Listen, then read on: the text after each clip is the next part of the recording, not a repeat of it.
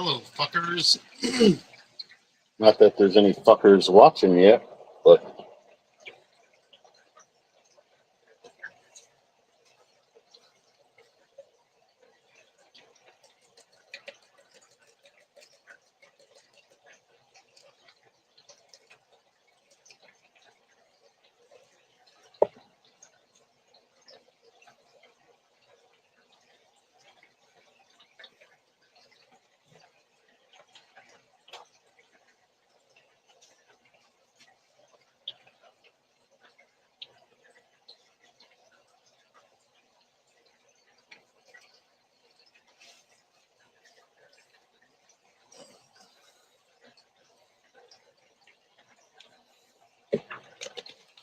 hey, Brooklyn babe. Hey, Hunter. What's happening, guys?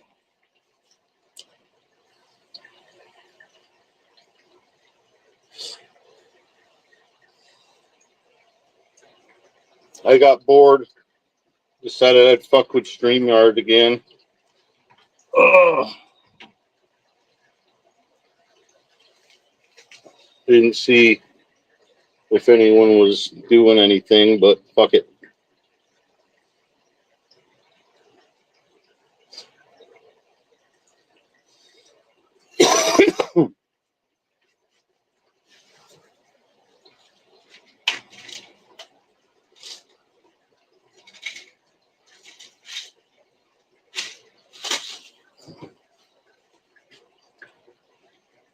Yeah, I was looking through my phone and found them. And I was like, holy shit, he was little. Hi, Queen. What's up, sweetie?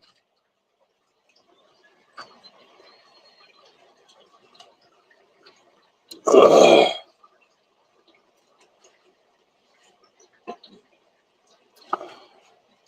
Well, thank you for being here.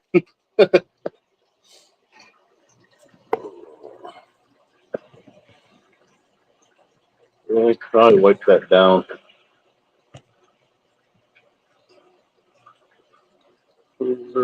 Yeah, it's kind of dark over there.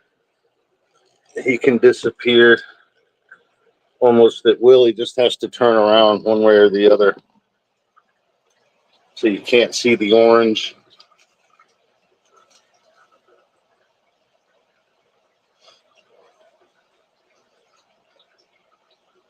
I did just clean this all out, rearrange the rocks a little bit. I took this this smaller gray one here out of the sand, and also this gray one here, and switched them out with the rounded white ones. So if he does dig that out again, which he did, and he rubs up against the rock, he's not hitting a sharp edge.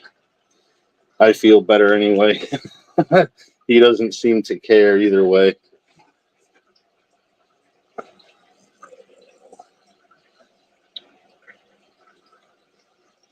Plant stem in there.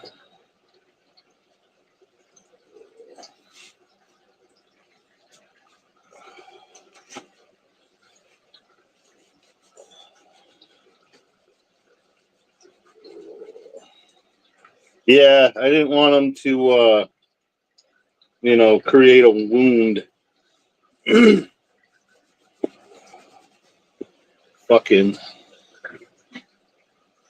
So far, I've not had any sick or injured fish. I'd like to keep that record. But yeah, almost T-boned some old man today that tried cutting out across 3 lanes of traffic. But yeah, he almost got it from both ends. If I wasn't paying attention and the lady in the Subaru coming the other way wasn't paying attention, he would have probably had the worst day of his fucking life. But yeah, pulled right out into 2 lanes that were, I was going to town, and there were 2 lanes, and there was a guy that was a little bit behind me, but no one was in that lane next to me. But he pulled out and stopped right in those 2 lanes and then edged out into the 3rd one. And I was like, Jesus Christ, man, the traffic ain't that bad. You don't really have to push your luck like that. But I really wish I had like a fucking 1950 Dodge Power Wagon with a big old massive fucking front bumper. I wouldn't have had to even stop. But yeah, there's a lot of idiots out today. I'm glad I don't have to do any more driving around with them. Really wouldn't mind an armored car or something.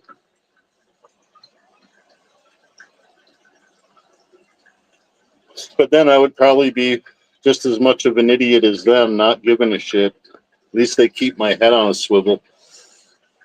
I know I have to stay alert for sure. But yeah, people just whipping U-turns in the middle of the road today. Like 2 people did that. That one guy that almost got T-boned. Someone stopping in front of me right when I dropped Allison off at work. I went to leave and she stopped in the middle of the parking lot, like looking around like she forgot where she was for a minute. I don't have the the temperament for too much of that shit. Yeah, definitely. It's defensive driving for sure. It's almost like paranoid driving. I'm looking out for it now. And idiots that just walk out into the street. Like, God, I don't know how so many people live to old age being that stupid. It really boggles my mind. I guess that's why they call it dumb luck. All the dumb people get all the fucking luck.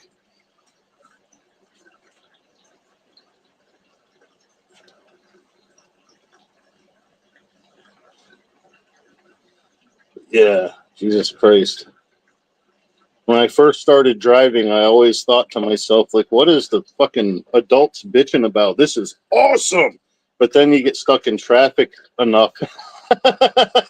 And you're like, it wasn't the driving that pissed them off. It was everybody else that was driving too. Now I fucking get it.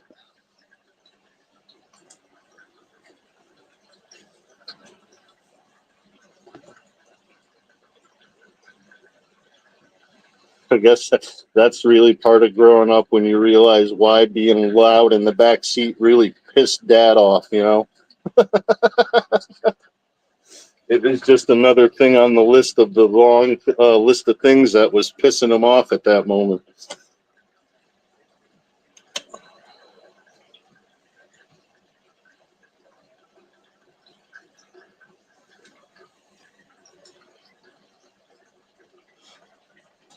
But it's never a dull moment, I'll say that. You never know what you're going to get depending on what store you go to. Walmart is always the most exciting.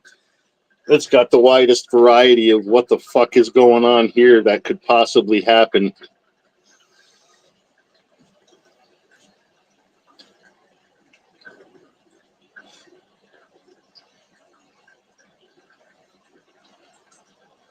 But yeah, it's about the only upside. I hate going to Walmart, man. But we've gotten fucking the wrong shit when we tried the home delivery stuff a couple times. So, and we got bad meat. So I'd rather just go and pick my own produce and meat at least, but might as well get everything else. So we stopped that. But yeah, it's no fun going there. Definitely need to adjust my fucking attitude before I go in the store.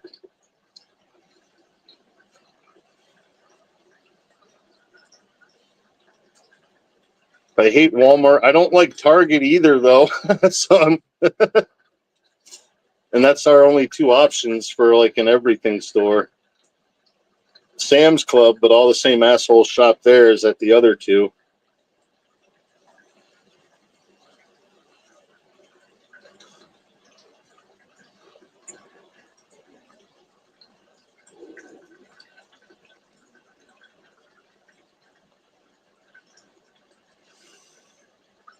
Yeah, I'm kind of just screwed either way. I really don't like ordering online either. I don't like ordering it and having to wait 2 days or a week, however long. I'd rather just go pick it up and bring it home. But then I hate going to the store to do that too. You just pick the one you can live with, the easiest, I guess.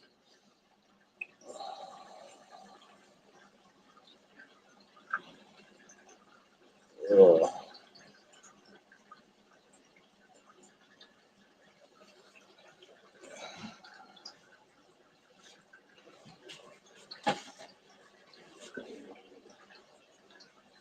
Yeah, it's just kind of a fucked up. Yeah, it's a double-edged sword both ways.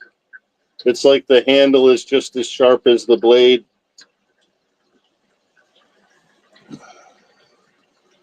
It's funny though. I don't mind going to like Petco or PetSmart, but it's a very limited shopping list at those places. If there's one at all, I just stop in to look at fish sometimes. But yeah, it's just a different vibe, I guess. Not as many people. Most people that go in there are in there for something specific, so there's no, lingering. Other than little kids, which that's always cool anyway. Watching the kids see the fish or the reptiles, begging his mom for one. Try to talk the lady into it if I can.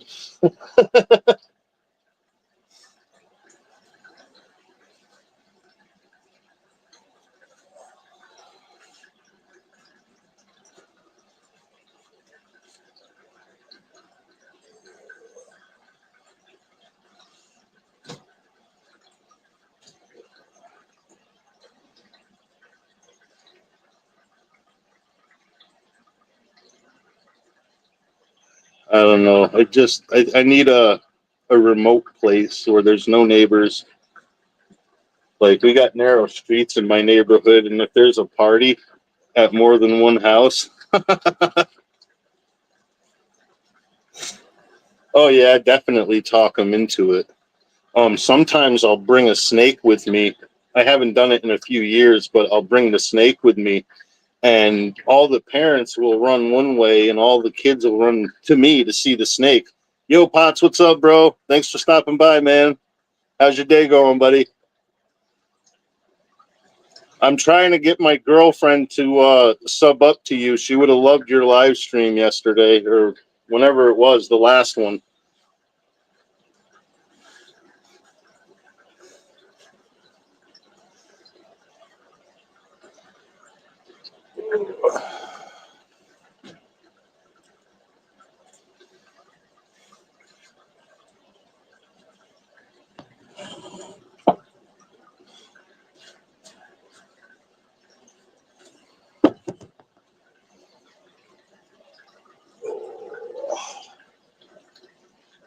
Rocky, what's up, bro? How you doing, man? It's good to see you.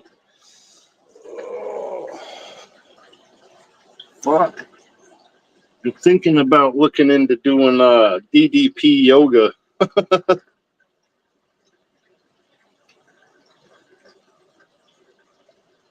Yeah, I'm sure some people hated it, Potts, but uh, you would have enjoyed her comments if she was in there.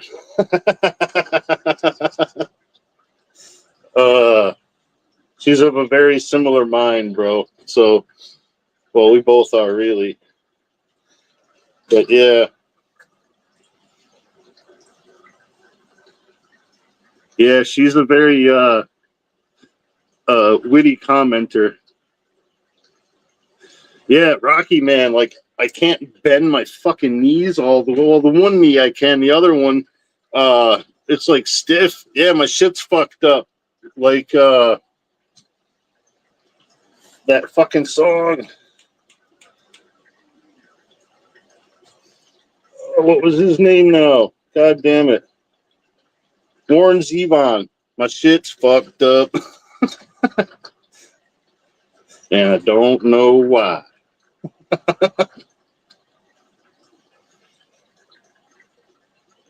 Yeah. Yeah, Warren Zevon. Fucking I noticed yeah, my knee don't want to. So yeah, I got like a little bit of like a strut instead of just a normal walk.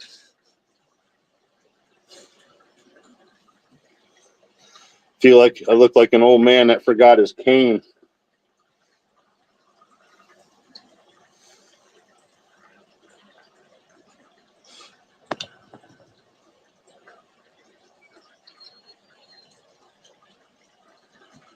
And then sometimes my knees and my hips are like in revolt. They're like, haha, motherfucker.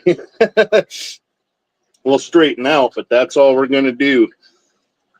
Yeah, especially if you abused yourself quite a bit in the process of, in between. Yeah, pretty much. Strutter, yeah.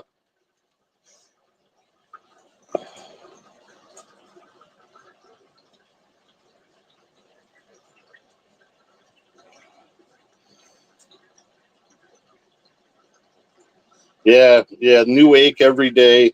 Sometimes in places you didn't even know you had. Like, what the fuck is that? It hurts. Nope, me neither, Rocky. I kind of had that Hunter S. Thompson mindset, live fast and hard and skid into the grave. Looking like shit, but knowing you had fun. But yeah, that's probably why he ended it quick, sooner than, letting nature take its course. He probably really fucked himself up.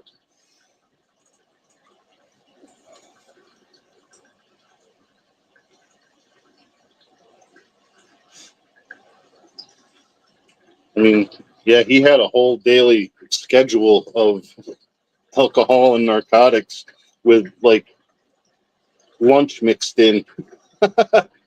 Maybe, which lunch was generally scotch.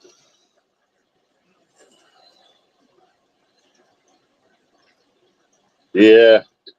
The funny thing is, I remember people saying, man, you're going to regret that when you get old. I never thought I fucking would get old.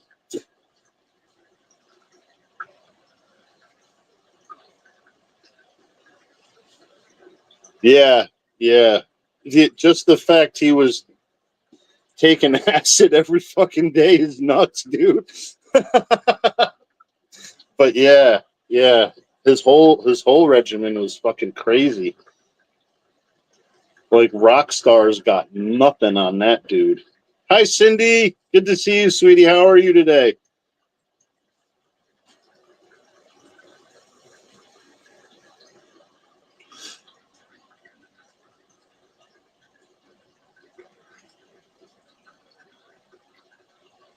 Yeah, yeah,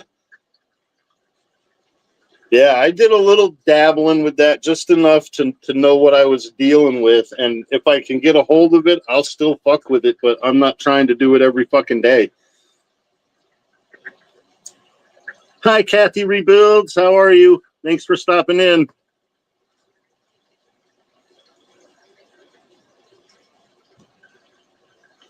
Yo, R&D. What's up, buddy?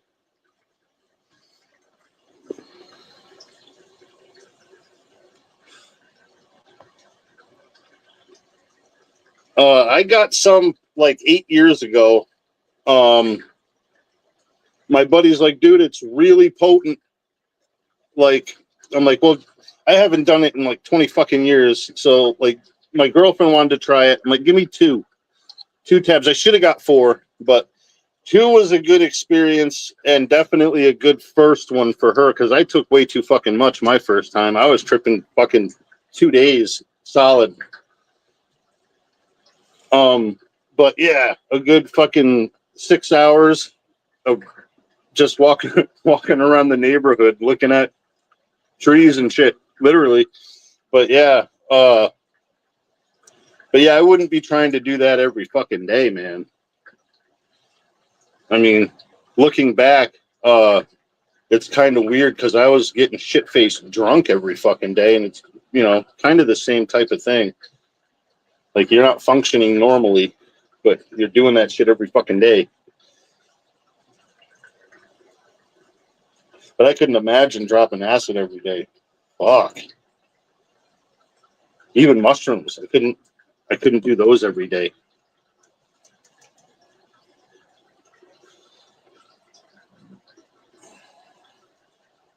Shelly, what's up, sweetie? Yeah, he's here. You could probably see him. Oh shit, a little bit.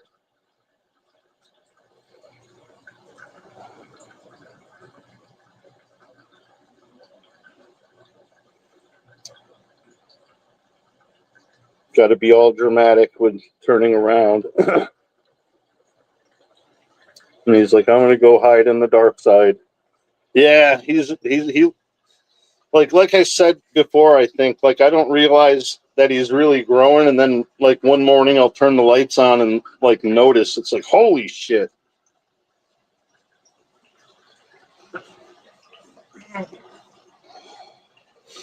But yeah, I mean, it's not a surprise. He eats like a goddamn pig. So, I mean, the catfish too, though, when I do see them on the rare occasion, like they're getting kind of thick too and longer. They got to be coming up on 6 inches at least now. I'm gonna have to start making bigger caves for them to hide in.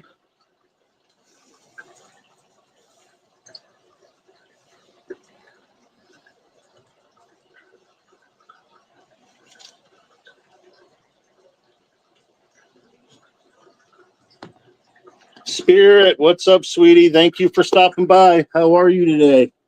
I don't know if you can see it, but there's a catfish under that little makeshift cave there. His tail always pokes out. Hi, Pegasus. Much love back at you, sweetie. Thanks for stopping by. How are you? It's good to see you. But yeah, he don't really fit, and I'm gonna have to do something for him soon.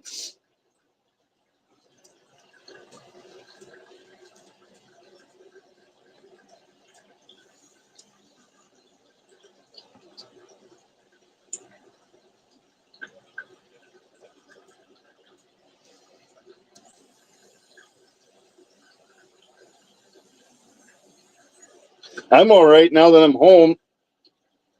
Get out of the public where all the fucking idiots are driving around. Almost T-boned somebody on the way fucking home from the gas station earlier.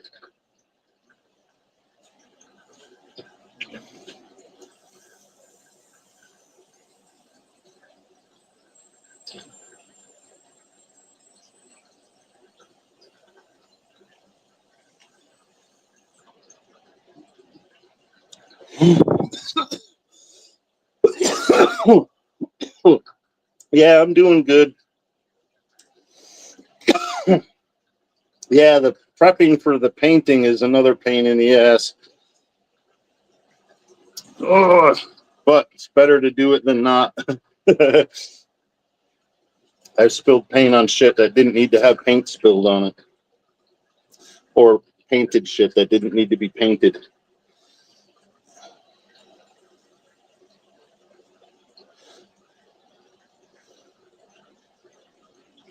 But the only thing I like less than painting is fixing my fuck ups.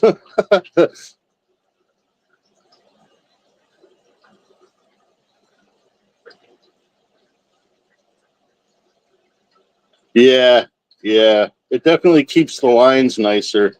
Like when I read seal fish tanks, a lot of people that do tutorials, they're like, you don't have to, but you should tape. I'm not fucking trying to tape a caulk joint on a fish tank. Fuck that. I did tile for the last 28 years almost. Never had to use tape to run a bead of caulk.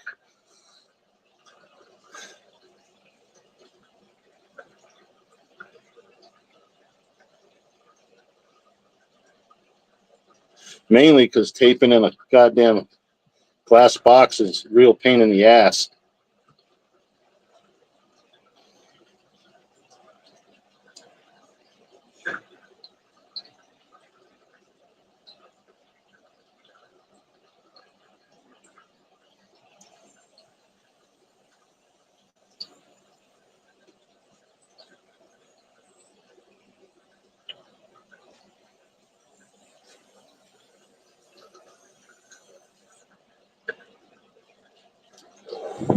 Oh,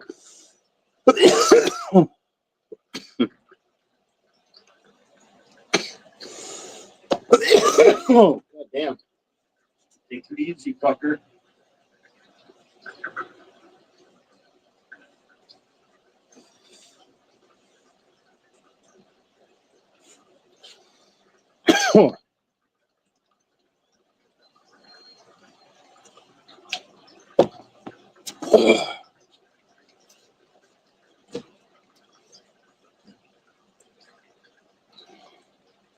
See, it's a good thing I went live.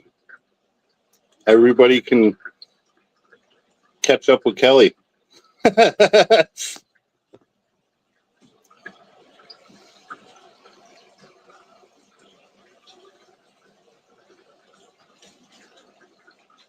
Yeah, Queen has asked if anyone has seen you a few times, Kelly. I tell her whenever I caught you live.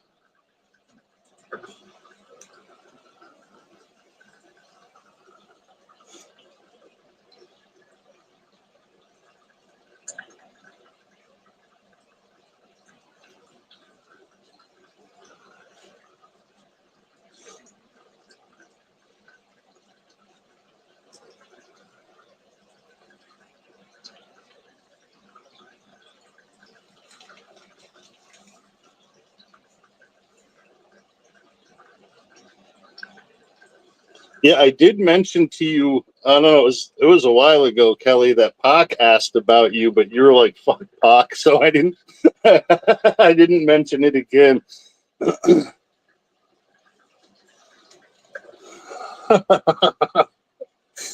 I didn't want to stir up any muddy water, you know.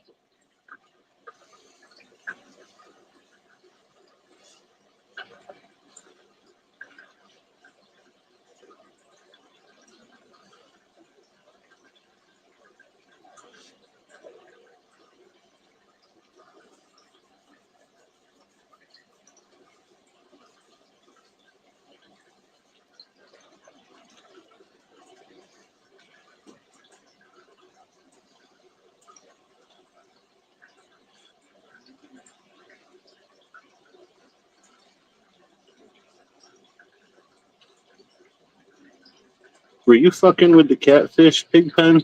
Or were you just you got an itch?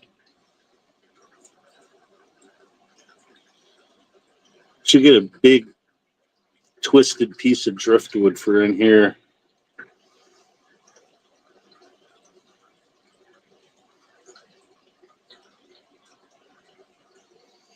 I have been looking, but I live near the Hudson River, and I really don't trust any wood that's been soaking in that water for any length of time.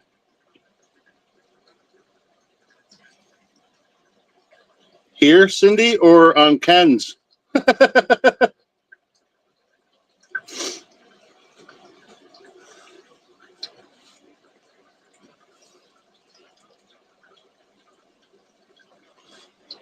What I got to do when it's fall is go hike out by where my son lives with his mother. They got a nice, clean creek running through the state park there.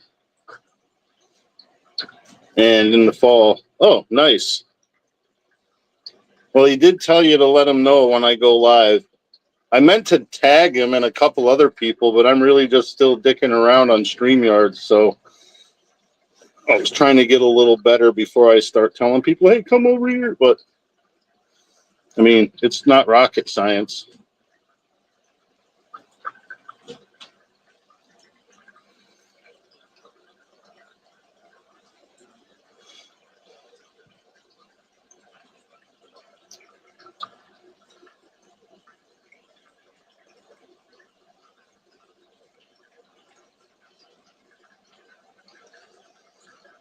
I imagine Ken's got a sleeping schedule kind of like Dracula. So it would be cool if he did stop by this early.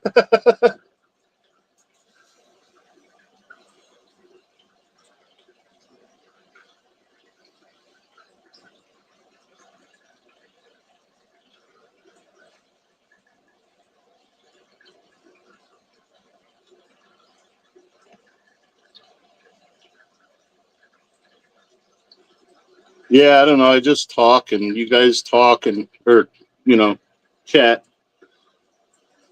But yeah, it kind of takes care of itself. Really.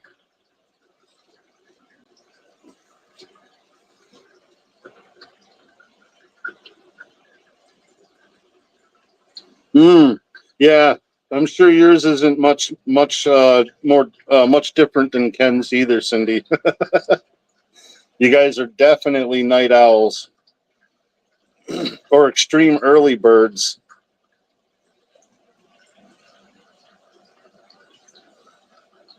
But I got to keep in mind the time difference too. But still, I mean, it's still got to be a wonky schedule. Yep, exactly right, Brooklyn.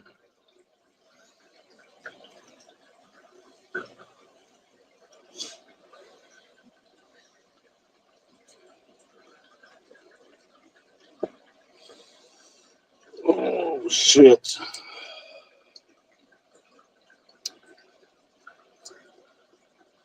Battery's charging.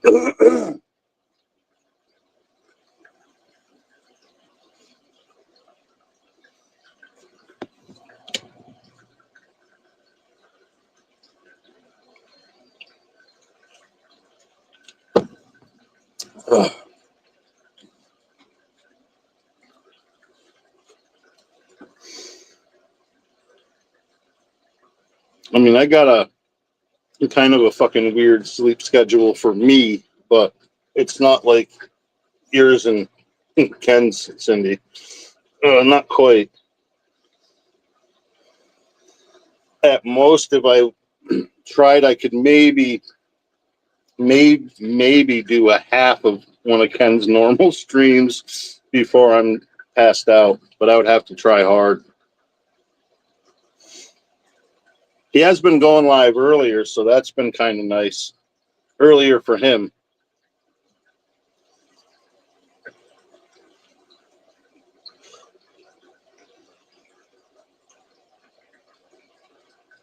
Yeah, goddamn. It's cooling off nice here. It was in the 80, like 80, 81 today.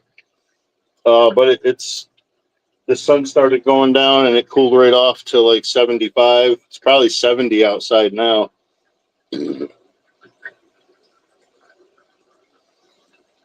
But nights have been getting down into the 50s. A couple of nights ago, it was the high 40s.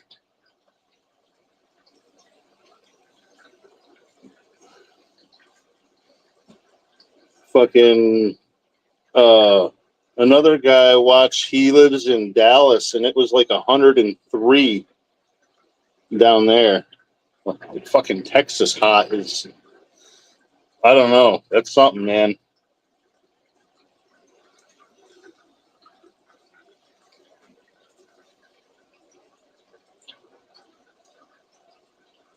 Mm-hmm. 81 is definitely nicer than 97. I'm a fat kid, so even cooler is better for me.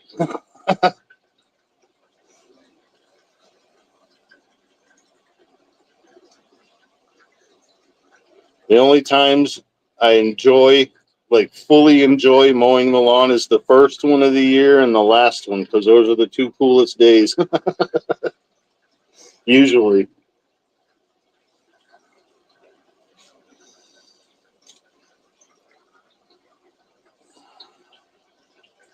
And I usually find at least one or two new bees nests in the ground, wasps or hornets, whatever the fuck they are, but they come out mad. I know that.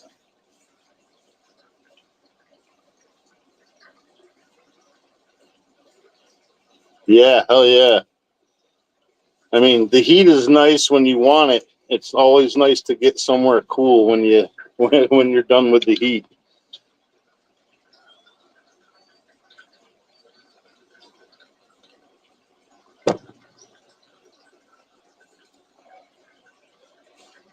Like shit. We didn't have an air conditioner when I was a kid. I don't know how the fuck we lived.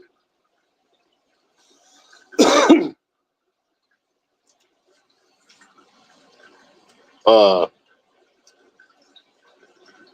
well, the last few, well, after I was out of high school, or right around the end of high school, my grandfather got one, but for his room, because he couldn't sleep in the heat. He had emphysema.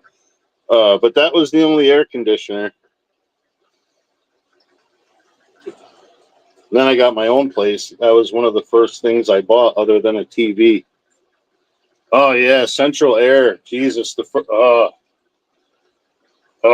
my boss bought a house and they had central air. I loved it. Every room was nice. Yeah, that was beautiful. Oh, nice. Thanks, Bon Jovi. Send my regards back. Winstar's awesome. Yo, Monchichi. Thanks for stopping by, buddy. How are you doing?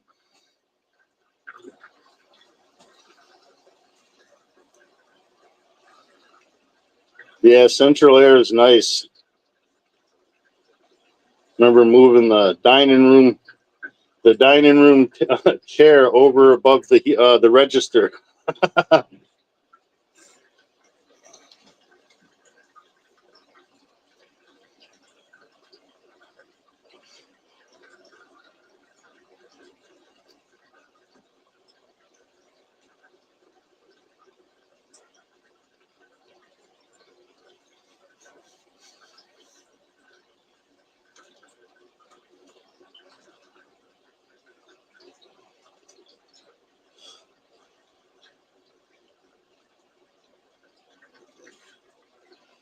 Yeah, yeah. Any breathing fucking impairment, man. My kid's asthmatic and he's got a bunch of allergies, which his mother doesn't help. When I had custody of him,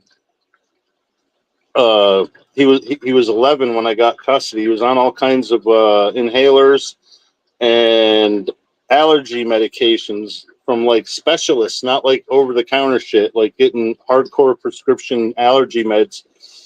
And after like 3 months here, he stopped having the allergic reactions and shit because we don't have a lot of pets. You know what I mean? Most of them are in fish tanks. You know, we got a few the 3 dogs and a cat, but she's got multiple cats, multiple dogs, ferrets, you know, other fur-bearing critters, birds, and just he didn't have that. You know, he still had asthma, but he wasn't having the severe allergic reactions to everything. But now that he moved back with her, he's got to be back on the allergy medication. But he wanted to go back to be with his brother and sister, so I let him. Oh, Jesus Christ, 100 at 6. Yep, yep. Hell yeah. I remember when I was a kid, my grandparents raised me, and grandpa was in the hospital, and my uncle, his oldest son, came over to water the garden, but he came over at like 2 o'clock in the afternoon and hosed it all down, and everything just burned up on him. My grandfather was pissed when he got out of the hospital. He didn't have very good turnout. You know, his harvest sucked. My uncle didn't live that shit down for 5 years.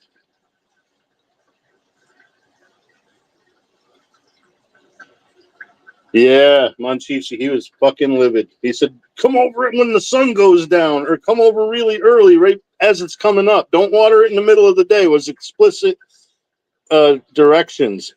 And yeah, he came over at like 1 or 2 in the afternoon and watered it. It was hot as hell. But yeah, yeah, I didn't start getting allergies until my early 20s.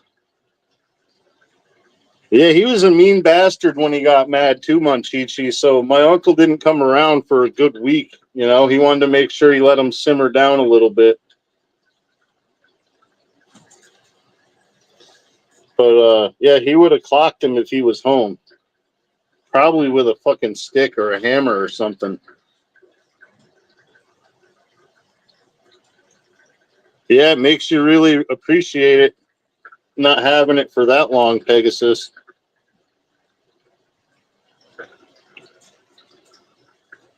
Yeah, yeah. I went from getting them like in the middle of summer. certain trees. So in the summertime, I used to have them bad, and then it switched to fall. So now my nose is starting to run. In the next couple of weeks, it'll be itchy eyes and congestion.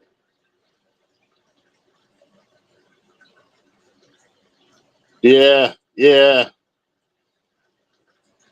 Yeah, Pop ended up investing in a brand new hose. Then he went and popped a bunch of holes in it. I spent an afternoon pounding nails through a hole a hose to make it a watering. You know, you just lay it on the ground and it'll trickle out. But yeah, that did definitely help a lot. It was much better than just, you know, the lawn sprinkler. Then you're just soaking the ground real good.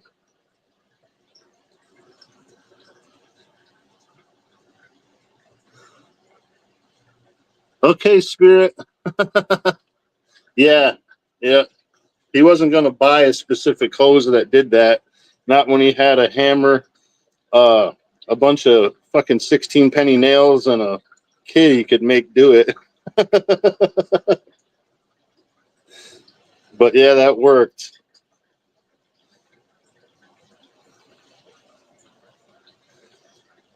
Yep. He didn't take, you know, too much pride and too much shit, but he loved having a good harvest at the end of the summer with his garden, and you know, having fresh vegetables most of the summer too. But yeah, my uncle was fucking in his bad books for a long time. He wouldn't ask him to do shit for him. Stubborn old bastard.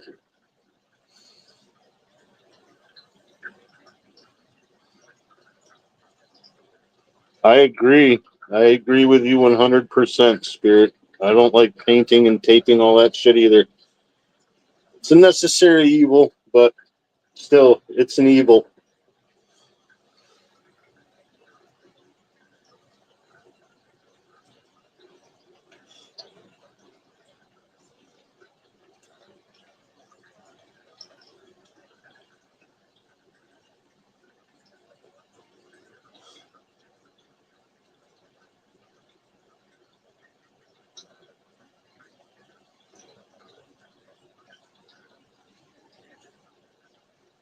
I mean, if you don't have a time frame and you could just do what you want, as you feel up to it, that's not too bad.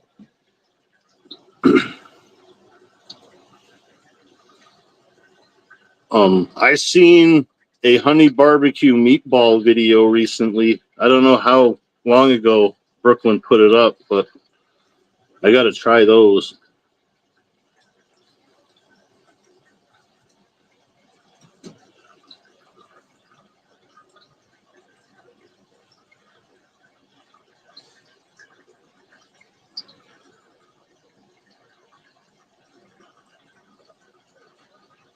Yeah, yeah. Push yourself only as hard as you know you can without, you know, making yourself miserable though.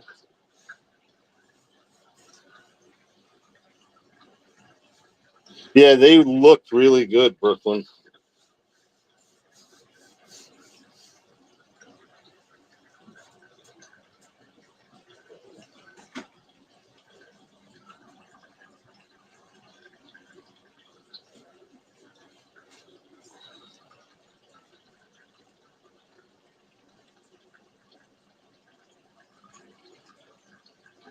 God damn it.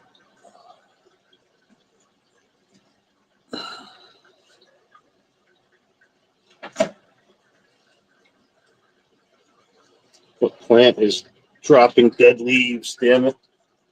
Every time I look, I see a piece of a dead house plant in there. Yeah, it's always the best when it's hot and the sun goes down. But I remember living in an apartment and you could still feel the heat 2 or 3 hours after the sun went down, radiating off of the bricks of the building and the concrete outside on the sidewalk.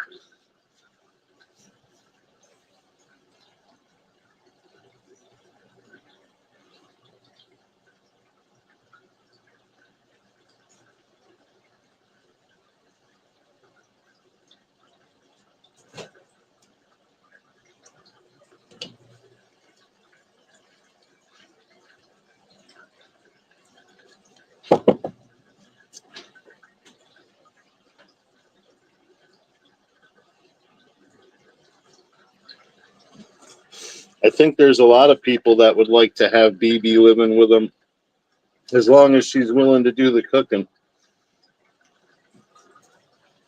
And O'Connor would.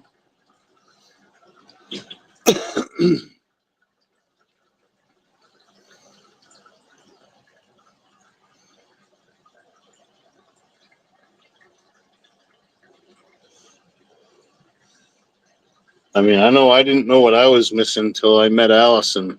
Like, she's the best cook I've ever met in my life, even including Grandma.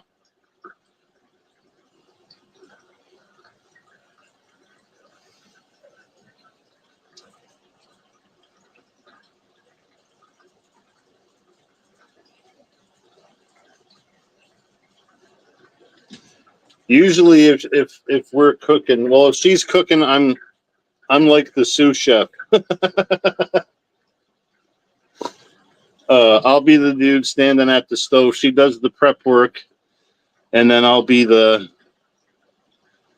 one cooking with her supervision for most things. For most things. But yeah, she's a really fucking good cook. I gained probably 35 pounds just eating normally. Just it's good food.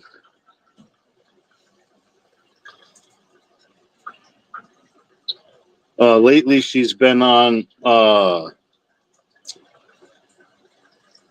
enchiladas and like Mexican food. Before that, it was Asian food, and goddamn, I've gotten the same dishes at like the Chinese place, and hers was better. Yeah, I got a smoker this year, but I haven't used it yet. But it was just a few weeks ago, so I got to plan something. But I like to cook on the grill, but I like cooking on wood or charcoal. Both Munchichi. The green ones came out better, but she realized she did something wrong when she made the red ones. She did the red ones first, which they were really fucking good too. But the green ones, like whatever recipe she used, she followed it, and she always seasons to taste. But goddamn, dude, she cooks for a fucking army, so like we'll have, even if everybody's at the leftovers hard, like we'll have them for a good 2 or 3 days, but not those fucking enchiladas. They were gone in like a day and a half. They were fucking good. But she's gonna do the red ones, and there's another kind of something she wants to make, but it's always fucking good. She's really good with. She makes her own sauce, so whenever she does spaghetti or ziti or lasagna, it's like literally an all-day thing because the sauce has to cook for like fucking at least 6 hours. I think she does. But my fuck, is it good?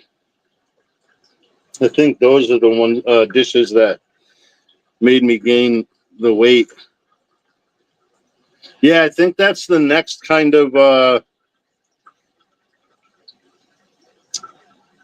hatch chilies. I think it was something I remembered her saying. But yeah, I'm gonna definitely look that up, or have her look it up. Scrambled eggs on top. Yeah, I love pasta too.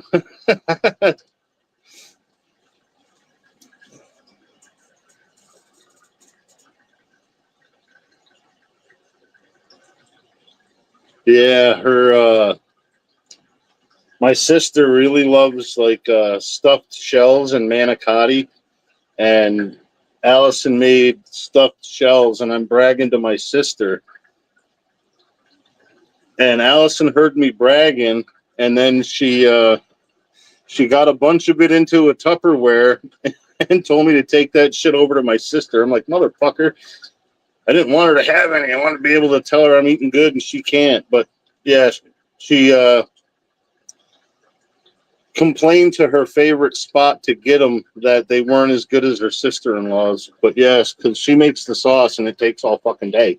But yeah, she does real good with the pasta. She's got that down for sure. But she always likes trying new shit she's never cooked before. So it's a good experiment for me. I like trying new food I've never eaten before.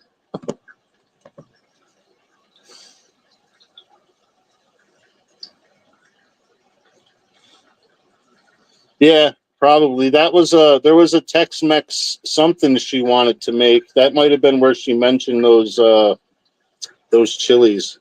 But yeah, that's good too. There was a Cajun and Tex-Mex spot in Saratoga when I lived there. I can't fucking remember the name of it, but yeah, we used to go there and eat good all the time. Their jambalaya was fucking amazing. Yo, Jasper, what's going on, buddy? But yeah, you get big servings there. It's a little hole in the wall too, which is generally like the best spot for that kind of shit. Probably somebody's grandma on the back cooking up a storm. Best tacos I ever had came from a little plywood shack on the side of the road in North Carolina. And that's all that was. It was a grandma and granddaughter just making fucking like real tacos, like real street tacos.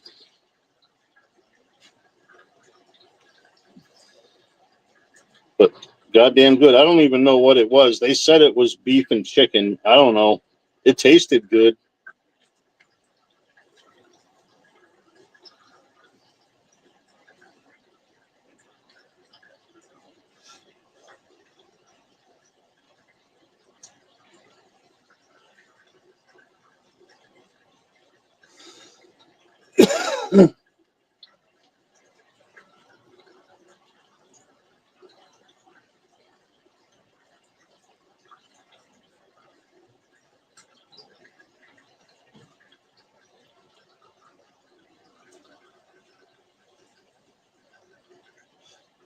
Yeah, I've had a lot of things that were better than I thought they would be. Thanks for still being here, Kelly.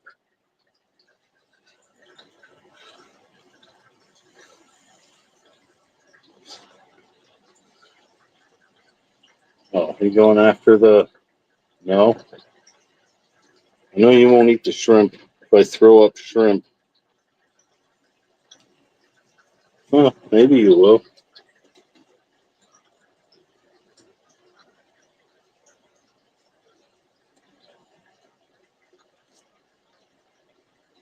We'll have to see if the other fish will eat these. The angelfish might.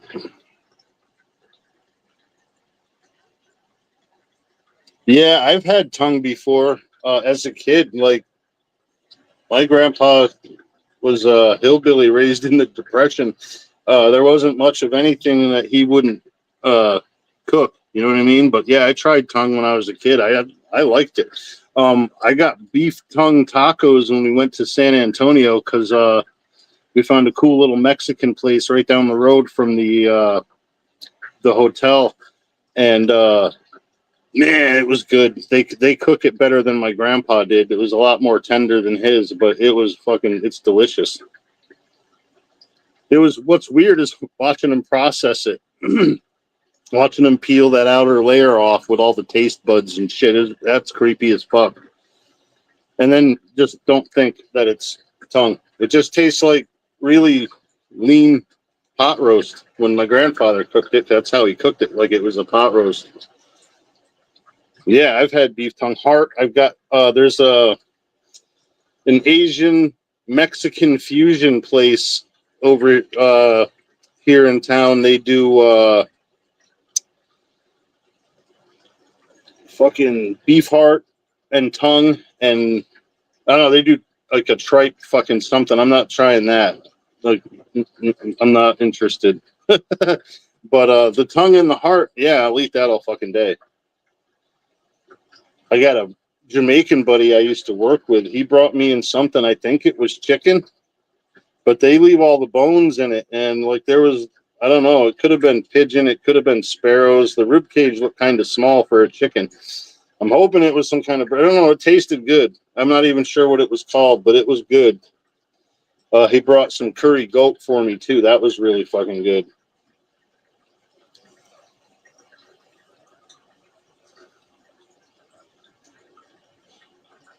There is a Caribbean restaurant in town everybody raves about. I haven't tried yet.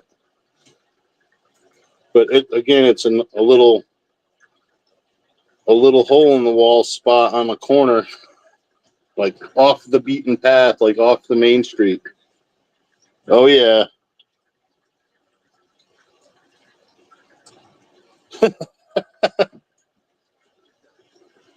I don't know. I don't know. Shaving off your eyebrows is kind of extreme.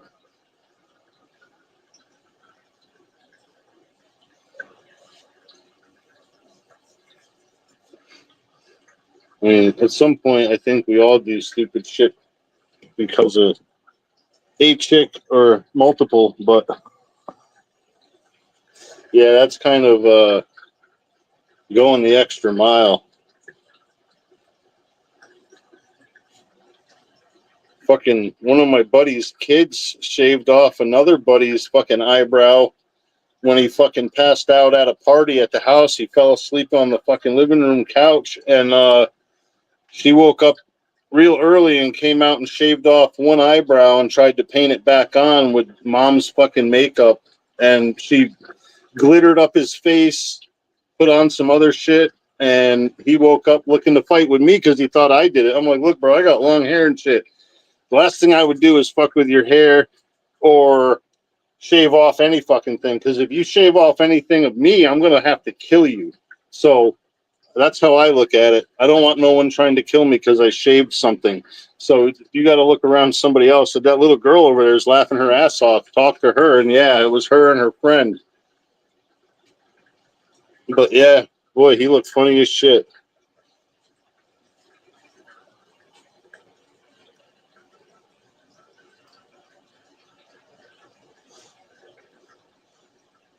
Yeah, it was funny though. He woke up and we all saw it. He was the last one up, and he walks into the bathroom and takes a piss, and then you hear the sink, the water turn on in the sink, and I could tell he just happened to look up at the mirror, and then we hear, "What the fuck?" And then he starts raving, coming out of there, stomping out of the bathroom with the shit still on his face.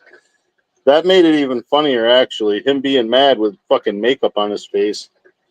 And glitter. He sparkled like a fucking disco ball. It was great. Yeah. She was like 7 years old, I think, too. What a spiteful little kid. But yeah, just to start wanting to fight with me, I'm like, dude, I ain't the dude you want to fight with, believe me.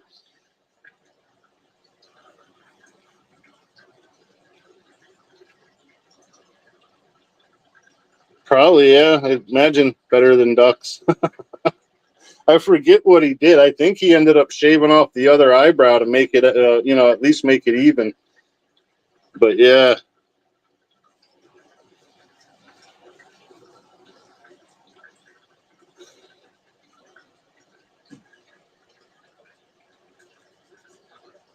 I had an uncle. I was probably 10 or 12, and he fell asleep on a friend of the family's front porch so as not to wake them up in the middle of the night. He didn't want to walk all the way home from the bar, so he stopped at their house, which was about halfway. And so the wife comes out in the morning and sees him sleeping on the fucking patio, the porch swing, and she stops and takes out her compact and she makes him right up lipstick, eyeshadow, blush, like the whole 9 yards. She had him looking like a clown. Then she went back in the house. This is when there were still Polaroids. And she took like 6 Polaroids of him sleeping with his face all painted up so he couldn't fucking not tell. He could try not telling people, but she had the proof That was fucking great. He did tell everybody though. He's like, "Oh, fucking Sue fell asleep on her porch. Fucking when I woke up later on, I had fucking makeup on." I'm like, "Yeah, yeah, sounds like something Sue would do to you, dumbass."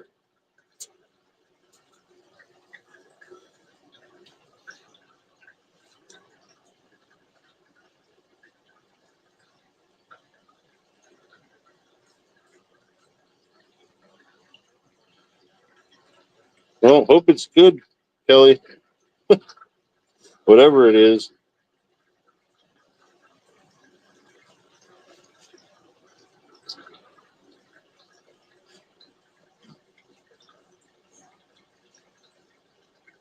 When my mother-in-law cooks, she's like, "What do you want for dinner?" I'm like, "I don't care." She's like, "Well, you never know. You never tell me. You don't have any suggestions." I'm like, "Dude, I didn't grow up with a choice.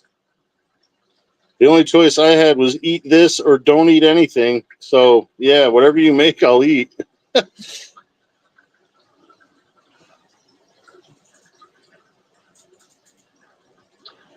I mean, sometimes I'll ask for something specific, but I'll ask for it like a week in advance or something.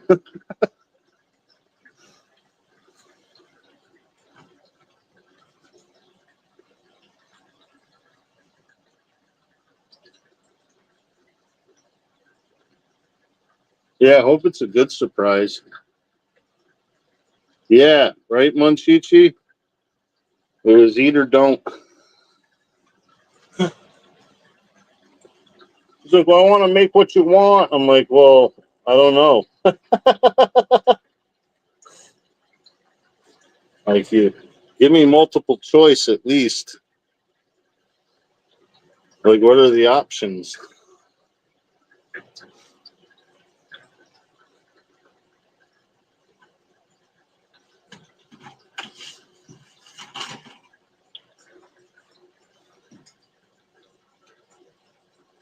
Eh,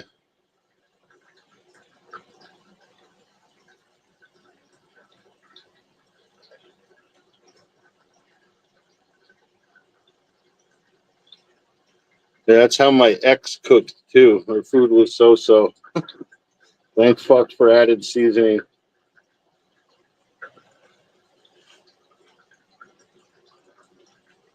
Yeah, oh yeah, the starving kids in China. Like, dude, everyone on the commercials is an African kid that when they're asking you to send 25 cents a day. Like, I didn't see no Chinese kids. How come they ain't advertising them on the TV?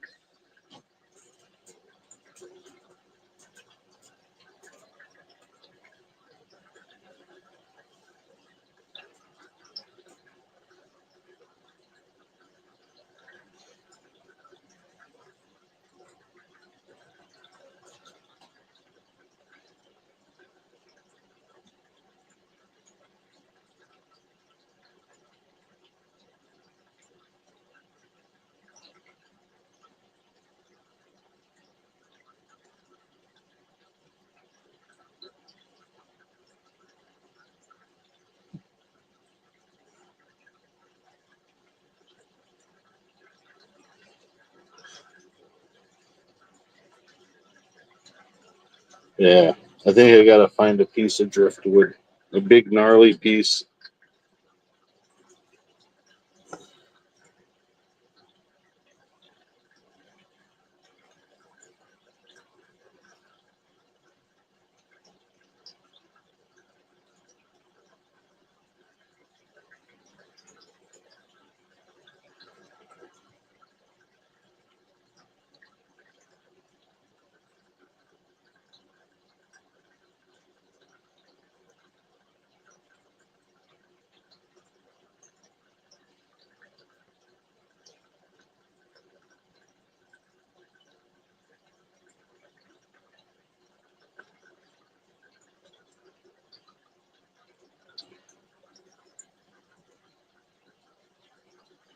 Um,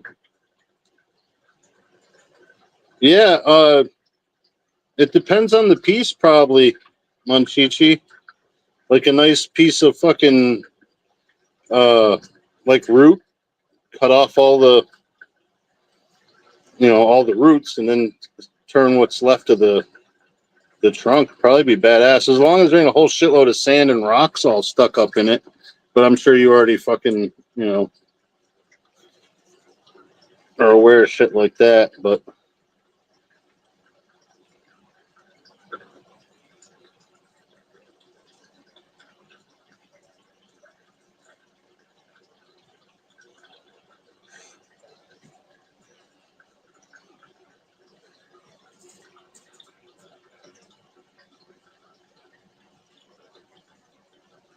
you see a lot of people turning weird shit, but they use epoxy to kind of fill voids and stuff.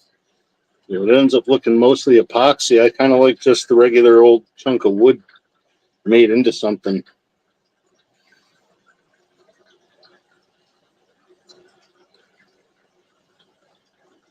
Yeah, I mean, the only way you know what it'll turn into is to give it a fucking shot. Yeah, it fucking got plastic everywhere. It just, I like seeing the wood turn into something. You know, you're kind of taking a shortcut with the epoxy. I mean, some of the tables are badass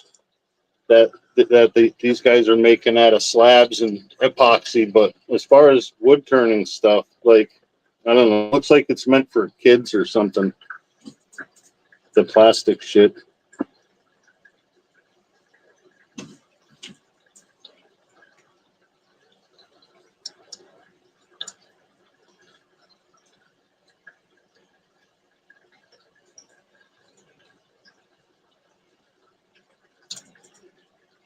Yeah, it's just shaving off plastic. Like, what the fuck? You're making a one big long party streamer. What, I don't know.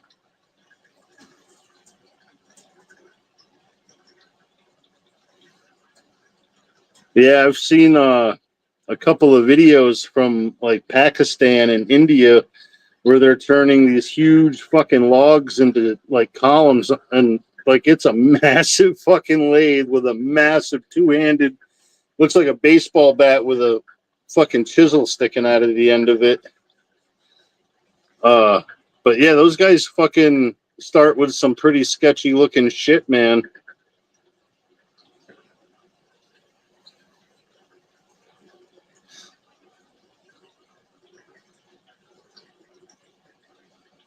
But no fucking guts, no glory, you know? You end up turning out with a piece that nobody else can fucking make because they're scared to try.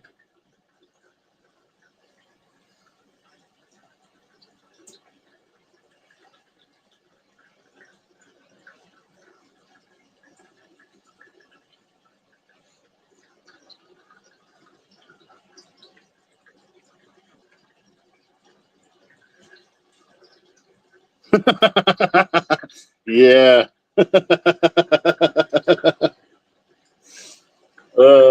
That's funny. But yeah, like, well, you turn scary looking pieces of wood, you know what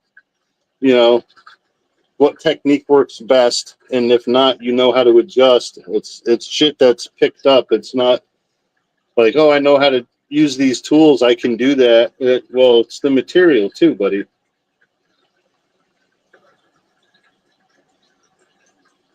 Hell yeah.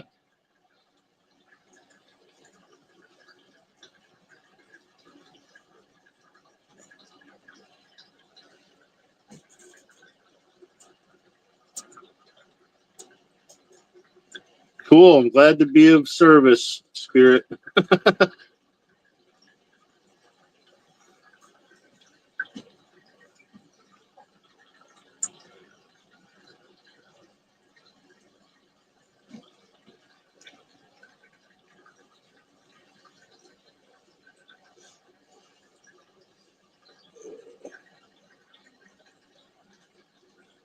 Yeah, he comes swimming by every now and then.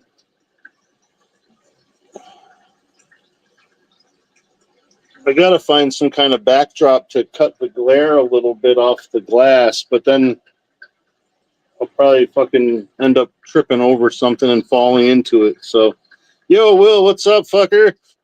Good to see you, bro. How you been, man?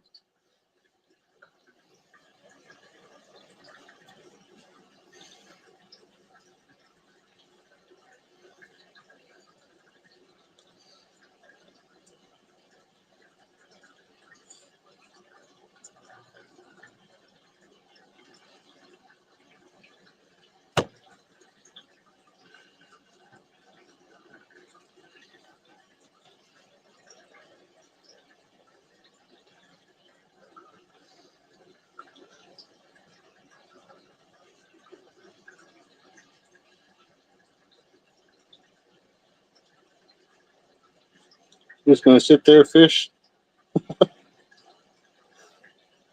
I feel like you're judging me, dude.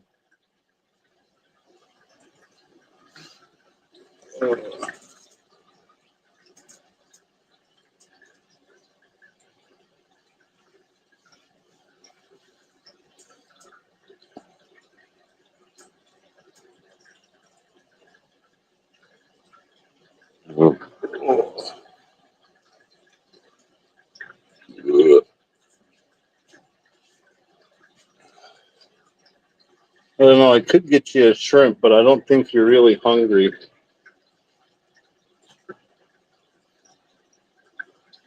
Kind of seem like you're bored, fish. And this shit you didn't eat out, that shrimp. The dried ones you don't seem to like.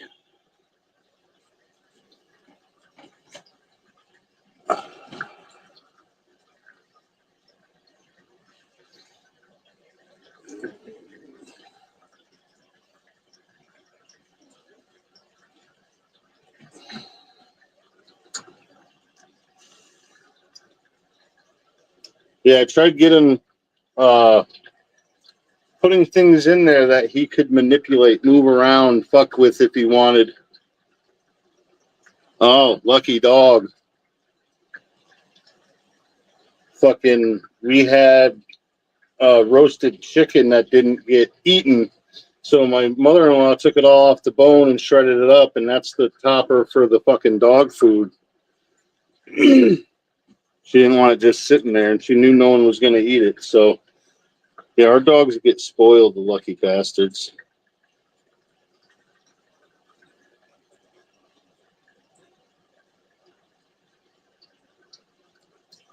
Hello, Spark. Thanks for stopping by. Just pointing the camera at the fish tank and shooting the shit. Well, at the Oscar fish tank, anyway. Hell yeah. Yeah, when I had a young kid and dogs, it was fucking I spent more on dog stuff and kid stuff than anything else.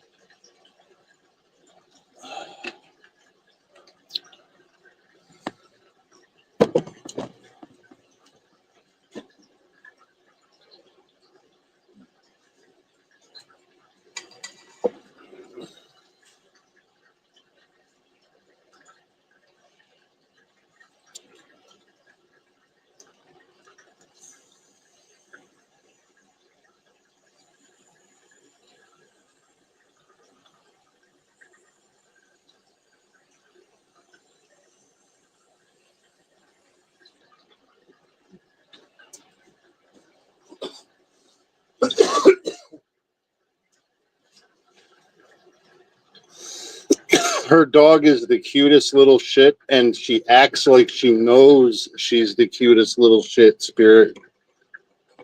Like, she's adorable as all hell.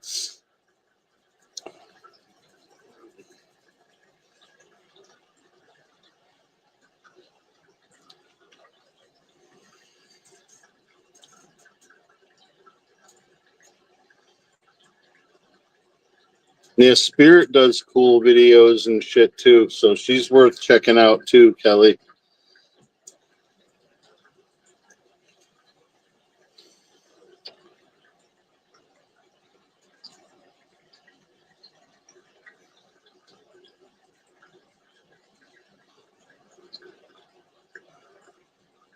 Yeah, she does, Kelly. She's adorable as fuck. Mr. Perfect, what's up, Ken? Thanks for stopping by, bro. Cindy said you might stop by. It's always good to see you, buddy.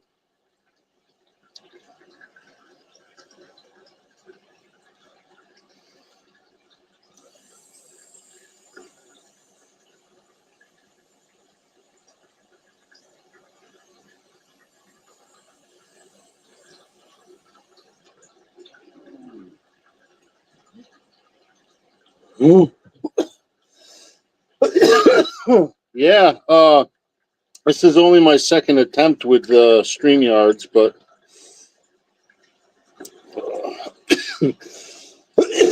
oh, shit, got a little greedy on that one.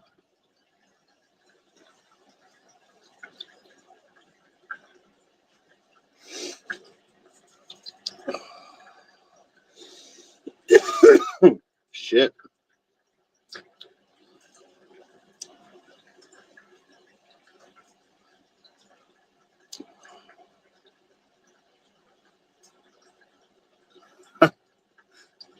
Hell yeah.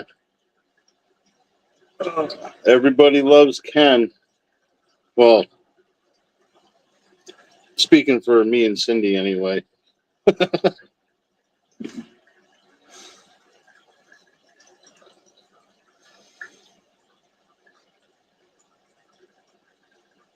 Yeah, I get a good group of people here.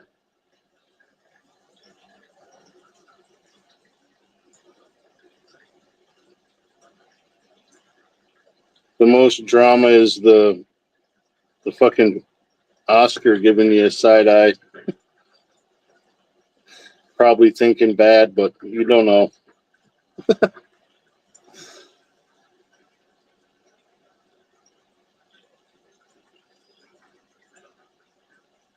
I don't know if he's trying to dig another hole. I'm not sure how to do that on StreamYard.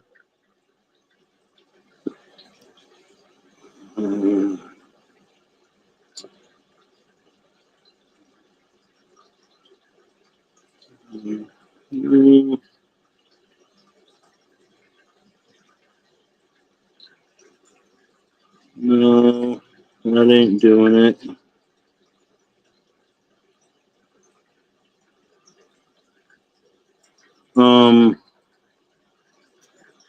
Fuck.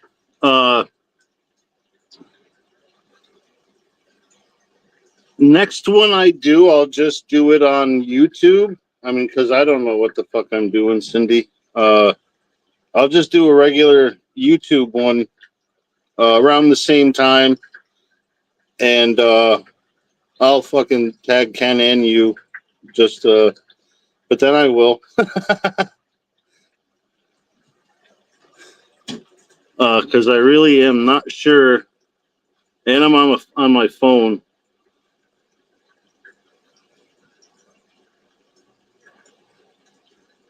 No, I don't want to copy.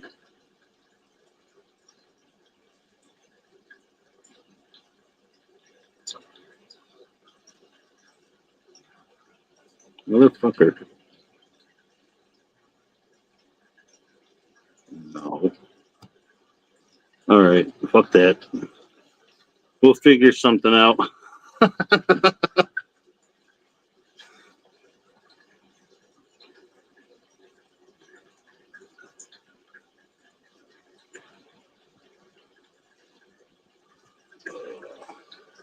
But yeah, we'll work around my ineptitude with StreamYard.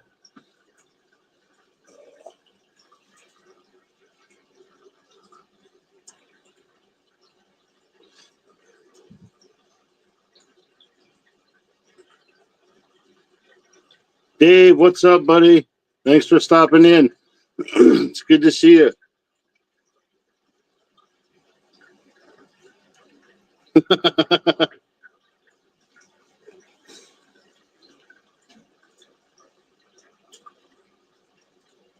Yeah, I mean, we won't let no one fuck with you. So, but yeah, I'll still do a regular YouTube vertical stream next time.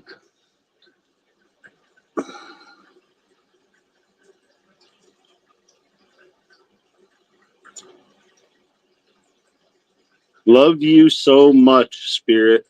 That's what LYSM is.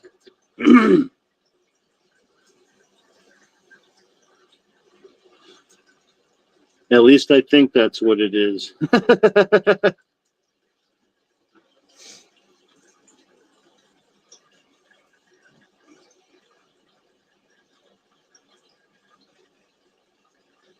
Yep, good. I was right.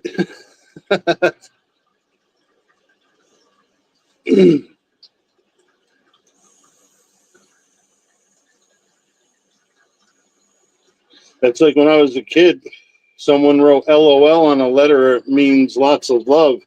I got on the internet on like Facebook, and lots of LOL meant laugh out loud. And I'm wondering at first, like, why is everybody typing lots of love after all these fucking comments?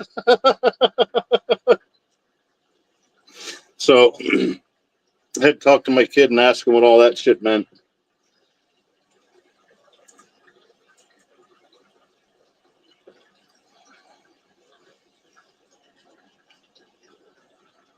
Yeah, it was funny. I'm sitting there bewildered, like he typed lots of love after a really sarcastic comment. Why the fuck would he type lots of love? He's like, Dad, that means laugh out loud. I'm like, oh, now it makes sense. A lot of shit makes sense now. But yeah, literally, my kid was 4 when he showed me how to download the YouTube app. So, like, if it wasn't for him, I wouldn't be here right now. Literally.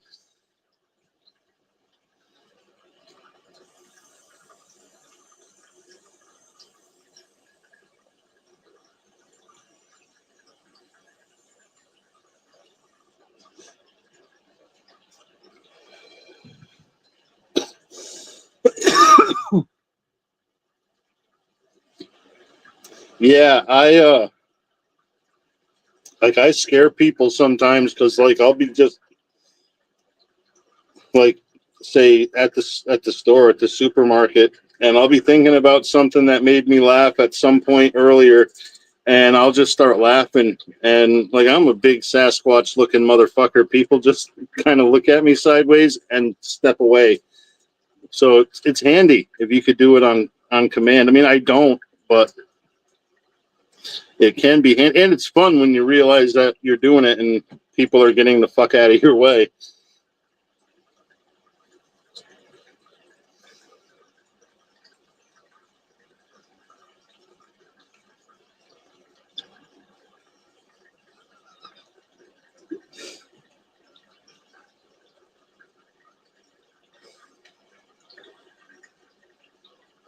Yeah, I try to be. If I don't laugh, I'll cry.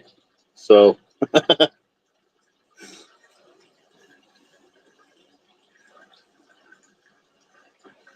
figured if I'm going to be funny looking, I might as well be funny too.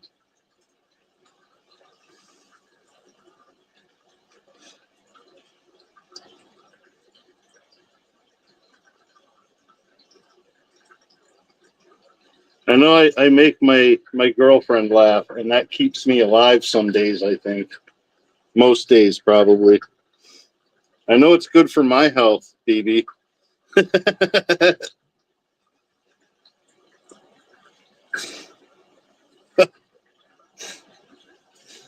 The The one time I got scared when I made her laugh, she was taking a drink and it came out her nose and it was carbonated.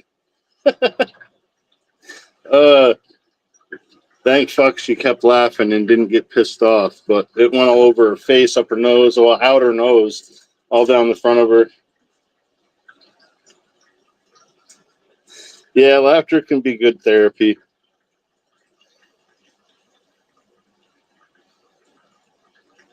Yeah, it definitely hurts. Yeah, everybody walks around like someone's shit in their hand and slapped them, you know? Like, Jesus Christ.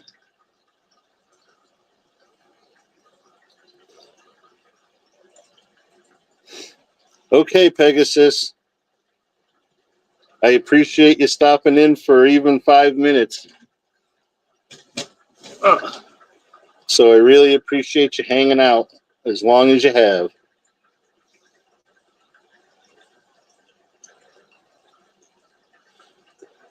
But yeah, it's good to diffuse a potentially tense situation too, making her laugh.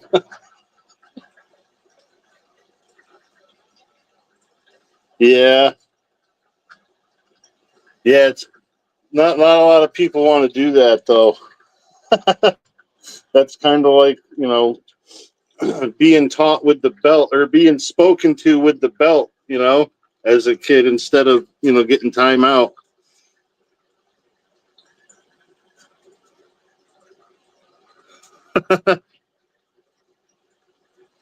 Yeah, Cindy, I definitely try to come in and at least say hello.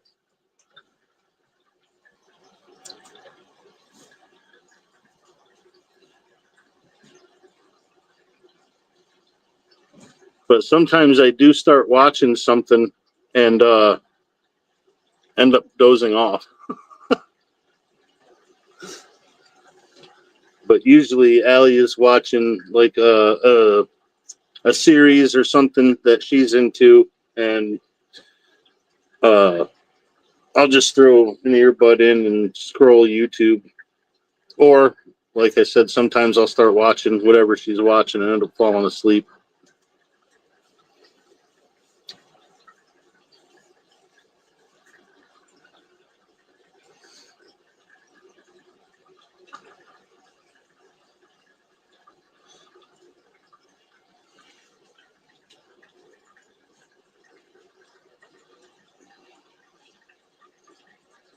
Yeah, it's hit and miss. If I lay back on the pillows, like I might be able to stay awake, but chances are better that within an hour I'll fall asleep. So if she's really into her series, I'll sit up on the bed with my feet on the floor and, like I said, scroll YouTube or something. But usually it's just scrolling through YouTube. But if you guys are live and I'm up, I definitely come and say hi.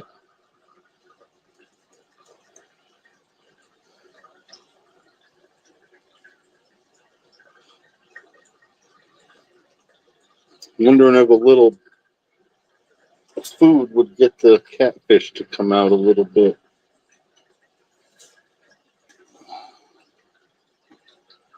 Yeah.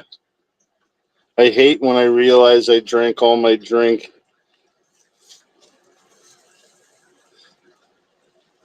A little bit here. All right, that felt. Maybe a little here. Maybe. See you, Cindy. Thanks for stopping by. Yeah, and his like his whole body shape is meant to kind of mimic the front end, the rear end, and that's a false eye. I'll check it out, Monchichi. Hell yeah.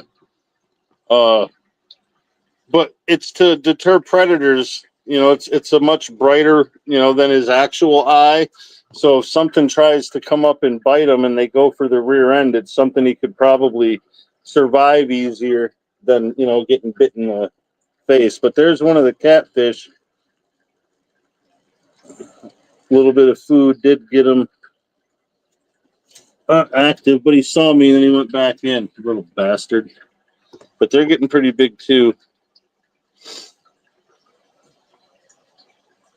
But yeah, the false eye, the eye spot on the tail is one of the things that really attracted me to the fish when I was younger. But yeah, that round spot is meant to act like kind of like a rosy boa or a rubber boa out in California. They look like their head and their tail look the same, and they'll hide their head and leave their tail poking out if something's trying to eat them. It's kind of the same thing, but in a fish. It just meant to draw the eye of the predator, kind of like a flashy lure in your tackle box.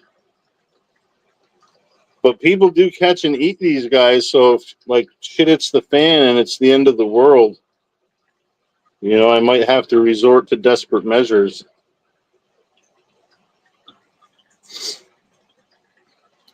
So get a bigger tank before that happens so I can have a few.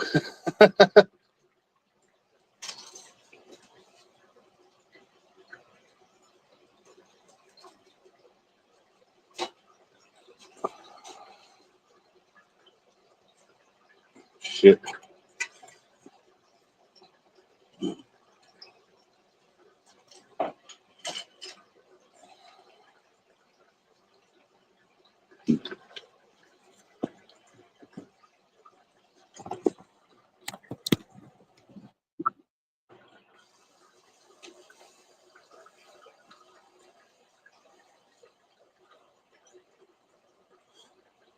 Yeah, me too. Yep. That's an odd fact, man. And then when you look at them, they fucking bolt. I think that's how my uncle always shoots the first deer of the season. He wears a bucket hat all year, but the camo, when it sits low over his eyes, he's got a full fucking beard, bushy hair, and he just sits there. But he don't drink or smoke anymore. But when he did, he would still be the first guy to get a deer out there cracking Budweisers and smoking cigarettes. Deer walk right up to him.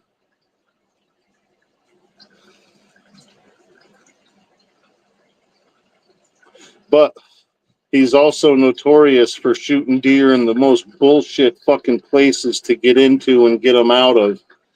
Like wetlands or like 400 fucking yards away from the truck into the woods, all uphill. It's like, you son of a fucking bitch, man. Why do you walk that far? But he always gets a good one. Dragging him out sucks too. I had him look into a harness for dragging him out, a shoulder harness, so I could just do it by myself when he calls me, because I'm a foot taller than him, and dragging him, I'm a step ahead of him. Just because my legs are longer, it's a fucking pain in the ass. He ended up getting like a two-wheel hand cart. It's like a stretcher for dead deer, basically, which that's nice.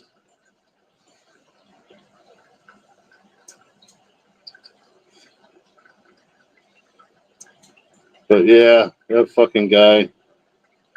He'll show up once in a while, like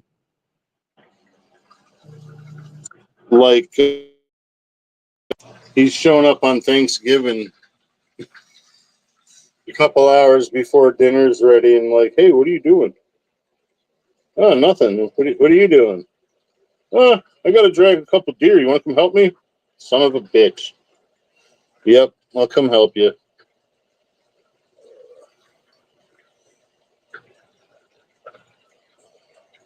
Always get meat though, so I can't complain. And he spoils my kid whenever he sees him. He'll see him around his birthday in August, and he'll fucking be like, "Hey, you want some backstrap?" I'm like, "Sure." He's like, "I wasn't talking to you." But yeah, he loads my kid up with a couple of pounds of venison every time we go over there.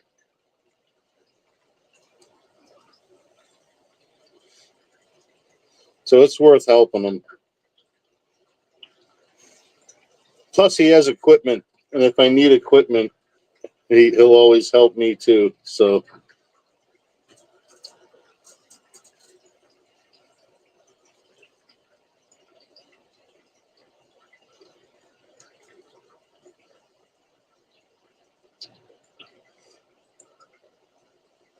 dude, are you hungry? Do you want some pellets?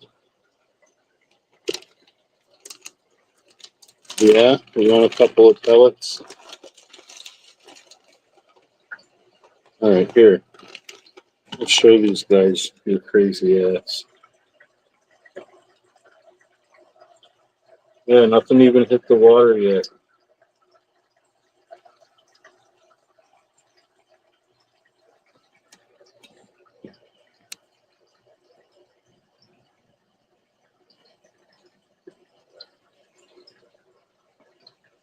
Yeah, in New York, it depends.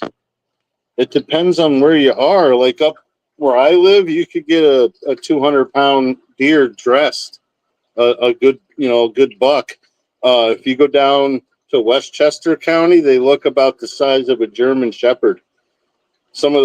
I've seen an 11-point buck in the backyard of the house we were renovating, trying to get a doe, literally 20 yards off the back deck where people were building the deck, just trying to get that doe. But he had the body of a German Shepherd, but his inside spread was at least as far apart as my shoulders. He was a good rack on a little fucking body.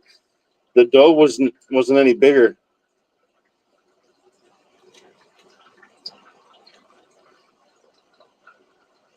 Yeah, they get chronic wasting disease and shit. I'll have to talk to my uncle. I haven't hunted in a long time, but he goes, he's always hunting, so he would know whatever kind of bans they might have in New York State. I don't know if it's been reported here or not, but he would know.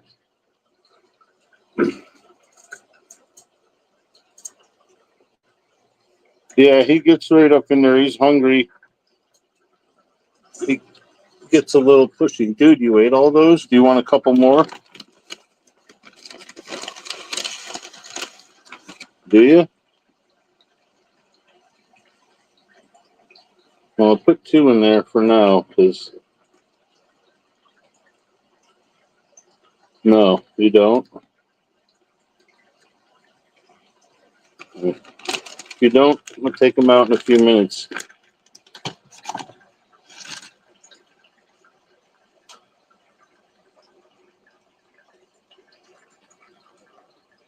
Yeah, probably. But yeah, in Westchester County, New York, I think you can only hunt with a bow. Everything is so close. There's so many houses so close together.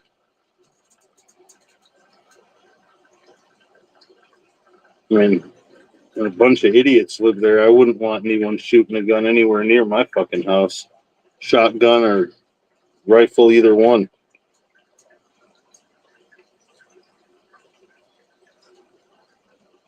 But yeah, there are some idiots definitely with a lot of money. This one guy we used to do like home renovation and repair projects for him. He spent $15,000 to $20,000 every year on new shrubs because the deer would come through in the wintertime and eat every fucking thing. But his grandkids liked watching the deer, so he spent the money every year on the shrubs. I'm like, Jesus Christ, dude. Okay, yes, if you got it and you want to fucking waste it, I'm sure your landscaper fucking loves you.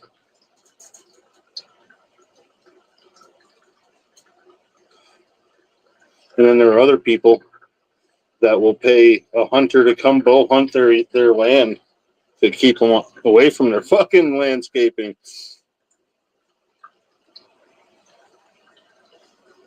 But yeah, some of the smallest bodied deer I ever saw was down there. But I mean, I guess it's easier for them to live if they don't get so big around so many people.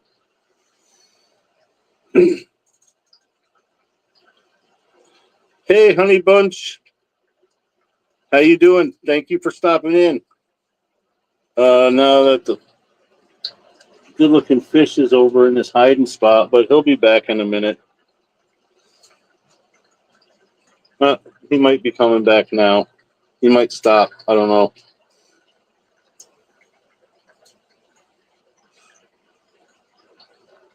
Oh, here he comes.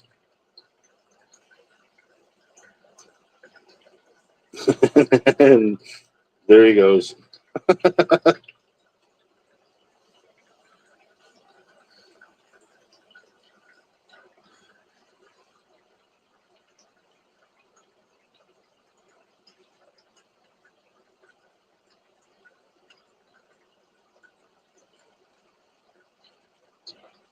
Yeah, he made a short appearance.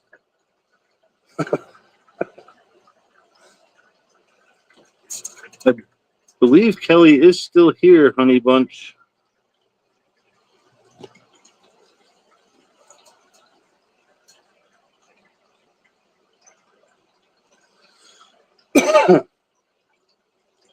I did get one of the catfish out of hiding. I threw some food in. It's still sitting here. The one that lives under this rock doesn't want it.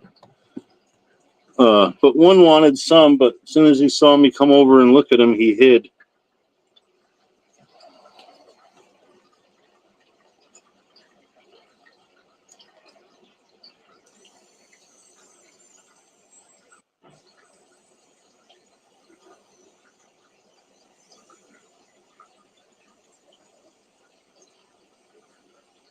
Really? Well, he bit that pellet just enough to break it, that pink thing, and make it sink. I hope the catfish want that. They do eat them, so I'm not too worried about it. But still, he continually reinforces the name. Yeah, I got to clean the 40-gallon. It's down on the floor, and I'm fucking old, and getting up from down on my knees is tough. So I'm like planning it, you know. But I do got to scrape the glass. It's dirty as hell. Yo, big homie, what's up, bro? Thanks for stopping in. It's good to see you, man. I got to do a lot of work in here. There's a lot of house plant cuttings that are just not really doing what I would like them to. So try again. But I got to clean up a lot of this shit in there. A lot of random Java moss all over the place. It's going good, bro. How are you doing? And then I got to thin the house plants too, because they're getting kind of out of control. I did trim this guy up a week or two ago because it was getting really leggy. A lot of vine and no leaves. So I cut it back. Kept some cuttings, the ones that had leaves on them, and threw out the bare vine pieces. But yeah, I got to do the same thing with a marble queen pothos downstairs. It's getting really leggy. It looks like this. I don't know how well you can see that, but those ones, the speckled chips. Yeah, about a good 3 feet of vine, about halfway up is bare. So I got to cut it back, or maybe try air layering a couple of bare nodes with sphagnum moss and saran wrap so it'll start growing roots, and then I can just cut it and put it right in the water of the fish tank.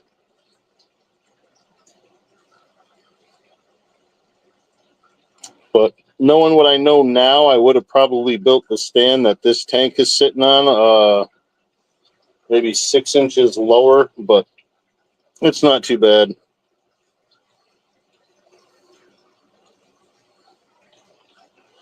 I think he's harassing the fucking catfish under there. It looked like he was trying to nip his tail to make him move. All he did was go, he wasn't even under there. Okay, maybe he wasn't. Maybe he was after a pellet. But he's usually not a dick to the catfish. When I first put them in with him, he did nip them a couple times, but they're armored, so that they weren't having that shit. Yeah, thanks, big homies. I think I've had him like 6 months, maybe 7 months. He's about 8 inches now. He was fucking 1.5 inches when I brought him home. Now he's about as thick as he was long. But yeah, I started him out in that little 20-gallon over there. Just because I didn't have this set up and I had to reseal it and shit. And I figured I would have like 3 or 4 months, but by the time he was 1.5 months, I was thinking, man, I got to get that bigger tank sealed and ready to go. But yeah, and I'm still looking for one bigger. I want to get him a friend, but I want to give him plenty of room to have a friend. Because the catfish are kind of fucking antisocial. They don't even really tolerate each other that fucking well. But if I need to move them, I got 2 other tanks I can put them in. I got the 40-gallon down below and the 70-gallon in the living room. Yeah, I've wanted one since I was probably like 14. My buddy had one at his house. His dad had a big fucking like 125, 150-gallon with iridescent sharks, which are pretty big fish. And the kid had, I think it was like a 75 or a 90-gallon with a big-ass Oscar in there. We used to go trap minnows on the weekend at the creek to feed to the fucker. But he was cool as hell. You grab one up and you hold the minnow and he would jump out. I mean, he jumps out for a piece of shrimp. I don't feed him anything live at this point. I am wondering if I should maybe breed some guppies just to have some live food. I mean, they pretty much breed themselves. I just got to give him the overflow. But I only got the one fish, and they could fucking breed like rabbits. I'd end up having way too fucking many guppies. I don't have anything else that'll eat them. Get a garter snake. I can get a garter snake.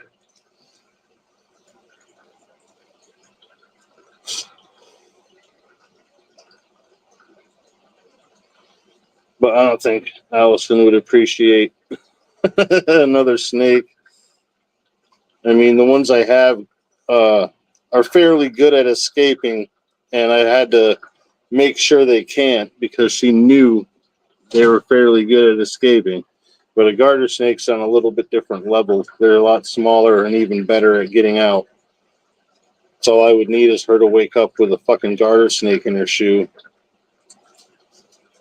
But yeah, I never did get a fish tank until I didn't have to move. We own this place, so we'll never have to go nowhere. When I was a kid, we had 40-gallon with a couple of goldfish, but that was the extent of my fish keeping experience until like 5 years ago.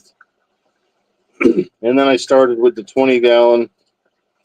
And the first night we had fish in it, Allison's like, well, if you could get a bigger one, what size tank would you get? And ultimately it was this. It was number one on my wish list. I have, but not one of these guys. I got I got some plecos and I have corridoras and I got some little autosynclus catfish. But the corridora got stuck in the net by his little fucking barb. And I went to move the net and he turned the other way and he came loose from the part he was stuck on, but jabbed me in the finger. It made me bleed. It was like getting stuck with a thick needle. But yeah, I try to be careful after that. But the pleco has got me too, because they always get stuck in the fucking net. Yeah, it does. Yeah, it's a little puncture wound, man. It's kind of like getting stabbed by a thumbtack. I mean, that's the closest thing I can relate it to, or like a pretty heavy, thick needle. But yeah, it didn't feel good. Definitely let out a yelp.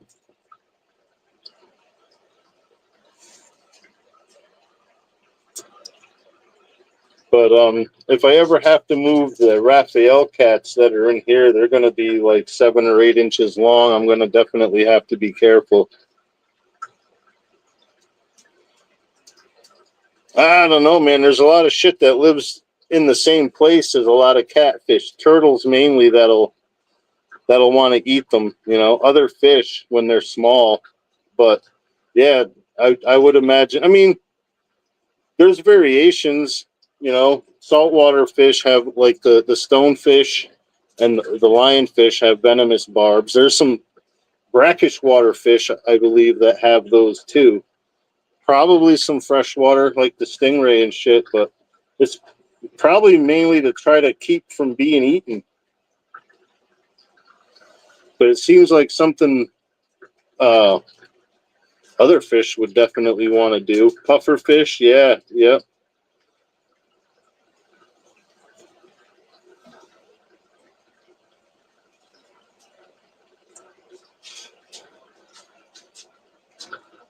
And then even like the dorsal fins on a lot of fish are basically just little spears. I've been stabbed taking fucking bluegill off the fishing line 1,000 times. Get 3 or 4 pinpricks in your finger.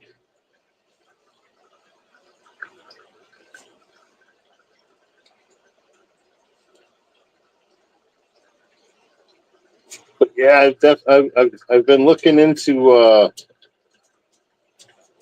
smaller puffer fish. I'd like to get some kind of freshwater puffer fish that doesn't get too big. But I need a bigger tank first. I don't like getting the fish before I have something to put them in. Even if they're babies, I just feel better that way. Then you don't have to scramble when they're too big for the tank they're in to try to find something. Then it's just a scramble to set up the one you have already.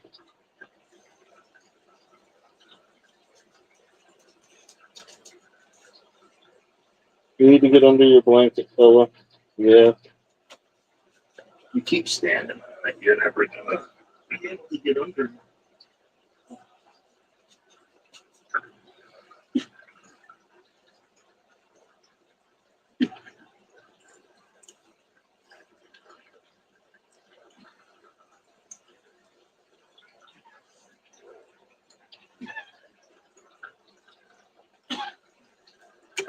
Oh.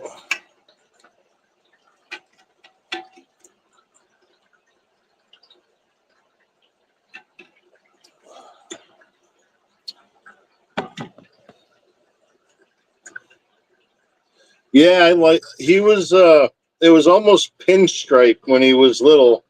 I posted, I think yesterday, some pictures of when I first brought him home. He was about 1.5 inches long. But he was really dark black and he had like a lot of really narrow orange stripes and shit on him. I thought he was gonna darken out and not have as much, but I think he turned out perfect for what I was looking for. Yeah, I love the pattern on them. That's, pretty much what made them the like the number one wish list fish for me. I mean, it's a pretty simple, a pretty basic, common fish, but like he's just a beautiful fish, and they're cool. He always comes up, wants to be fed, or you know look at me being an asshole, pointing a camera at the tank and talking to people. But yeah, they're very personable.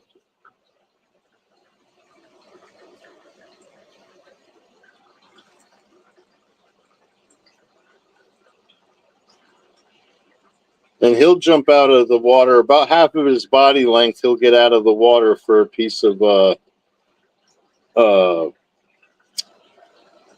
shrimp. Yeah, see, I kind of set it up. I didn't get the lights all set up because he's got a dark side over here, which I might just leave. It's it is pretty dark. Let me see if I can't block out some of that. Nope, that was the way to go. Yeah, I used to. Whenever we had it, I would save a piece for him, but he doesn't seem to like tilapia anymore.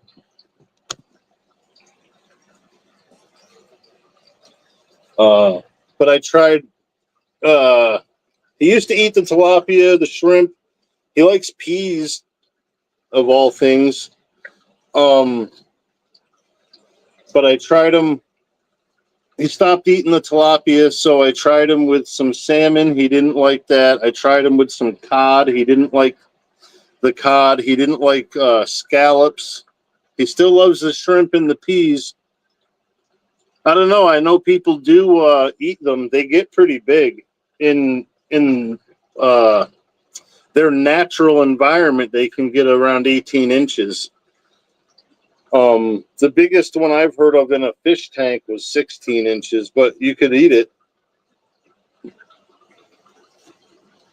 Well, most fish will eat their own young. I mean, some don't. Oscars are fairly good parents.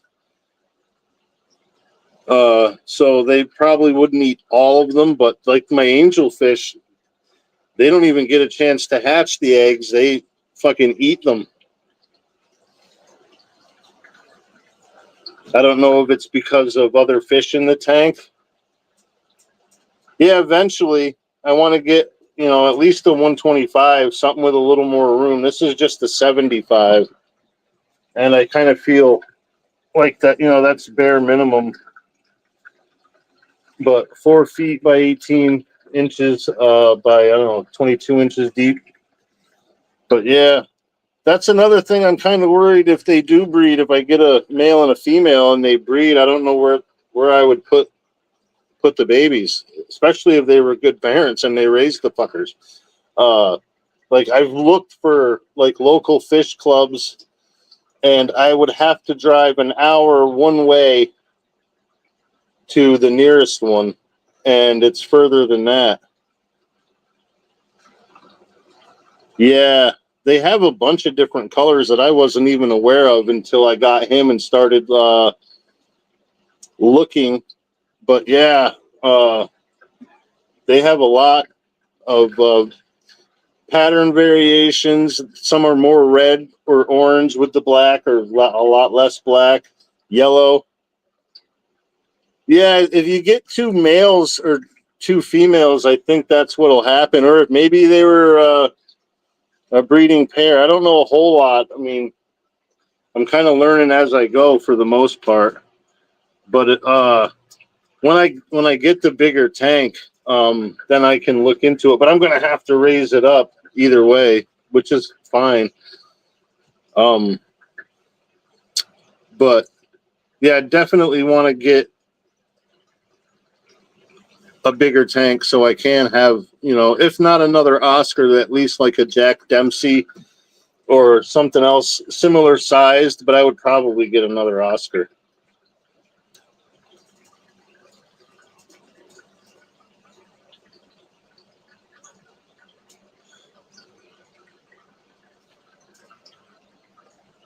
But I would probably have to start some kind of online fucking thing to get rid of the babies, because like I said, there's nowhere around here, no mom and pop place As far as pet stores or little fish stores, all we got is Petco or PetSmart. The one place we did have was run by a very old couple, and the husband passed away, so they closed the one store, and the other one they didn't have fish at. They just had like supplies, so I couldn't get rid of them there. And I haven't. There's a whole fucking book somebody wrote about the town I live in having extraterrestrial experiences around here. Shit, I got it here somewhere. I'll have to look though. But yeah, my cousin gave me a few books, and that was one of them.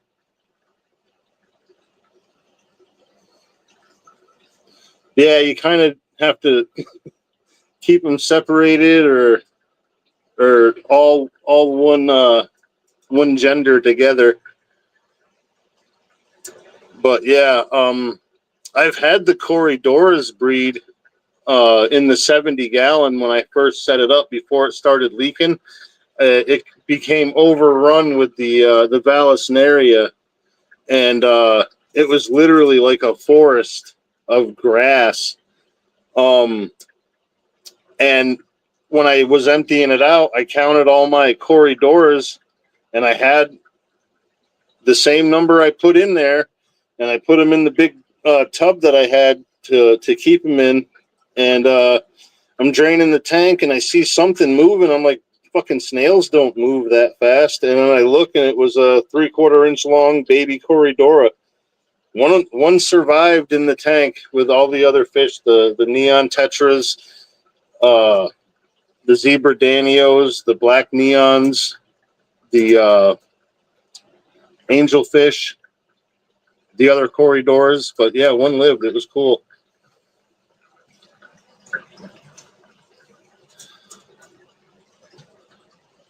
But yeah, I've never really tried to set up a hatchery either. I got a spare 10-gallon and some sponge filters and shit I could do it with, but I just don't know what I would do if had a whole bunch of babies and had nowhere to get rid of them. I don't have enough room for that many tanks. One more and that's it, really. So if I can get a 150, that would be perfect. But 125, 135, I'll settle for that.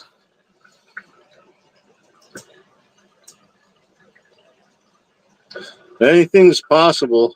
I mean, people have fought and died for their belief that is just as provable or disprovable as UFOs. Probably more so.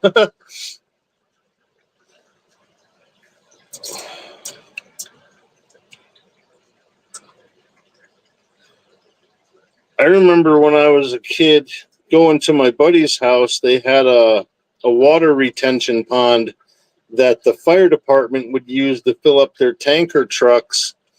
And it was stocked full of goldfish, like just common goldfish. They had some 12, 14-inch fish in that thing just to keep the algae out of and the weeds from growing in the little pond. But there's probably 100 of them in there. Some of the biggest fucking goldfish I ever saw.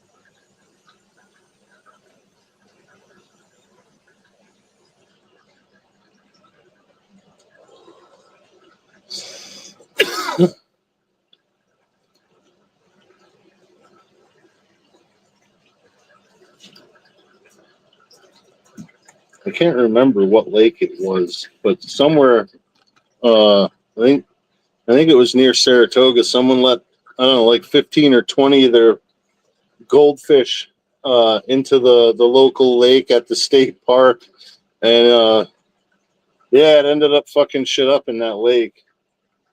They bred like a motherfucker. They ate all the plants out of the lake. Anything else, you know, fish eggs, everything else they came across. Same as like the silver carp, like wherever they are, like it ruins the fucking whole waterway for other fish.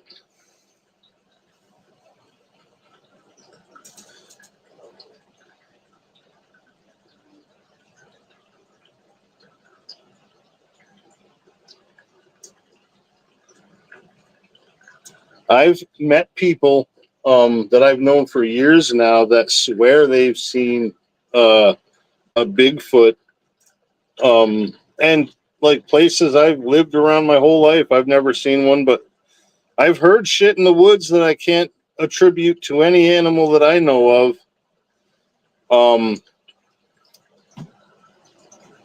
So like anything's possible.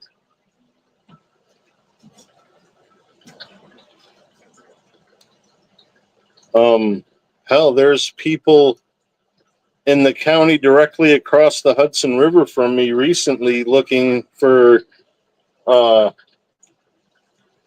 Sasquatch or Bigfoot. Somebody claims to have seen one and found prints.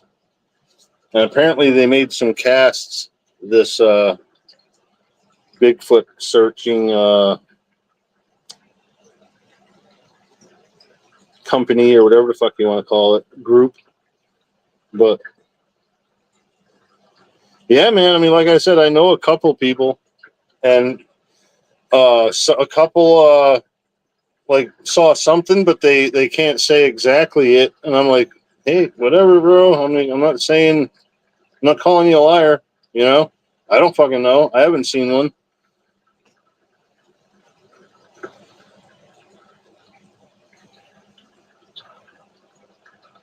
But I mean, there's a lot of shit that lives in the woods that I know live in the woods that I've never seen in the woods. You know what I mean? So what's one more?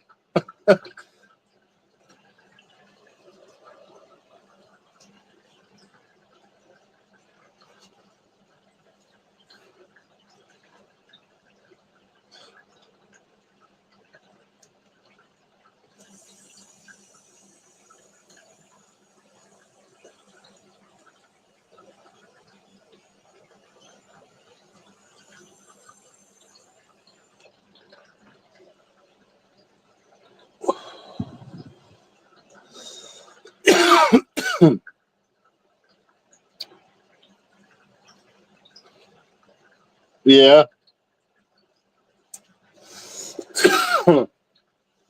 People say lots of shit in their ignorance, man. Like, I don't know. It's weird.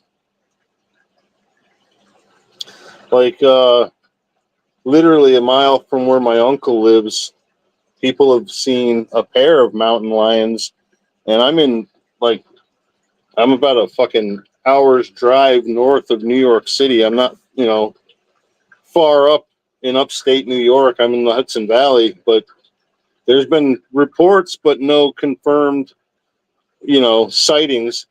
But like I've talked to lots of people that have seen them. People in Connecticut, Massachusetts, towns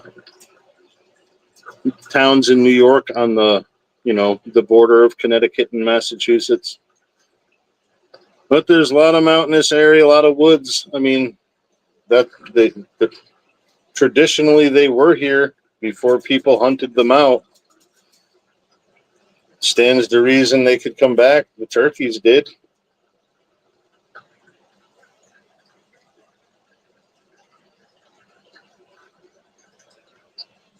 Yeah, any big cat, man. Like I wouldn't want to fuck with a bobcat, you know?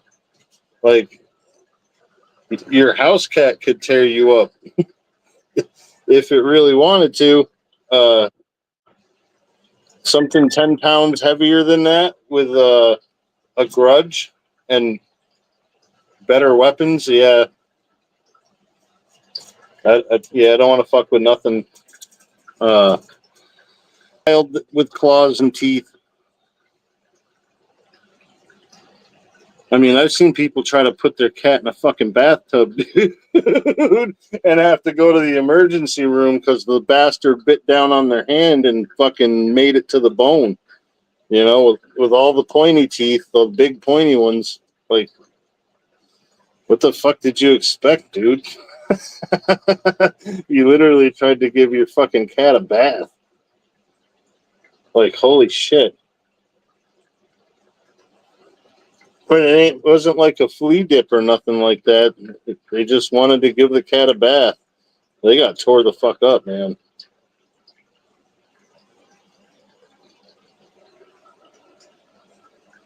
The cat bites down on you with a little bit of, meaning behind it. It's not good. And that's little teeth. Imagine something big.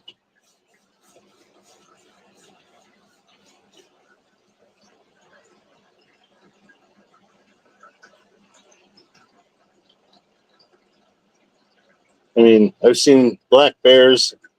I've seen a couple of bobcats. Mainly they were running across the road. But, yeah, I've never seen a mountain lion yet. I don't doubt that they're around, though.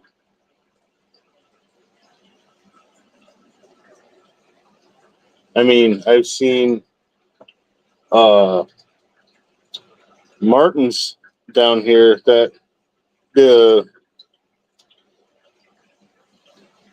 DC claims isn't this far south. People are, well, in the last book I read, they reported them in the Adirondacks, but none further south than that. But I've seen a couple, and I'm in the Catskills.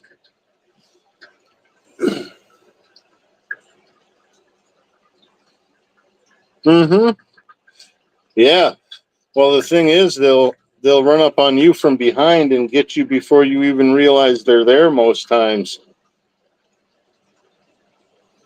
Cats are devious bastards. They want the highest chance of success, you know?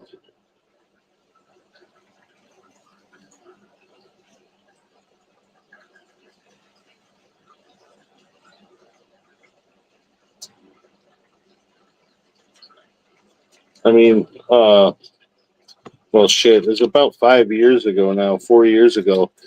My son and I were walking. Yeah, I know right where the gym is, where he trained.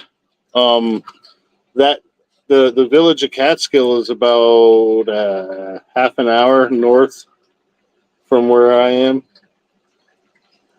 But yeah, my kid's dentist used to be in that town. But yeah, I've been to the gym. My brother-in-law met him at a store in town back in the day. But